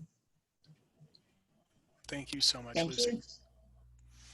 you. With that, do we need a motion to adjourn? I think we do. Before you adjourn, Sean, these are very difficult meetings to do, and especially on Zoom and in circumstances. I think you did an excellent job, and I thank you for that. Well done. Yeah. Thanks. Thank you. Well, yeah, thank you, everybody. Thank you to everybody who showed up. And do I have a motion to adjourn? Edward. Let me make this one last motion to adjourn. Thank you, Edward. Do I have a second? Oh, I'll second it. Oh, sorry, I saw V's hand. Oh. Everybody in favor? Aye. Aye. Anybody opposed? Thank you all. Have an excellent night. See you next month. See you soon. Good night, everybody. Good night.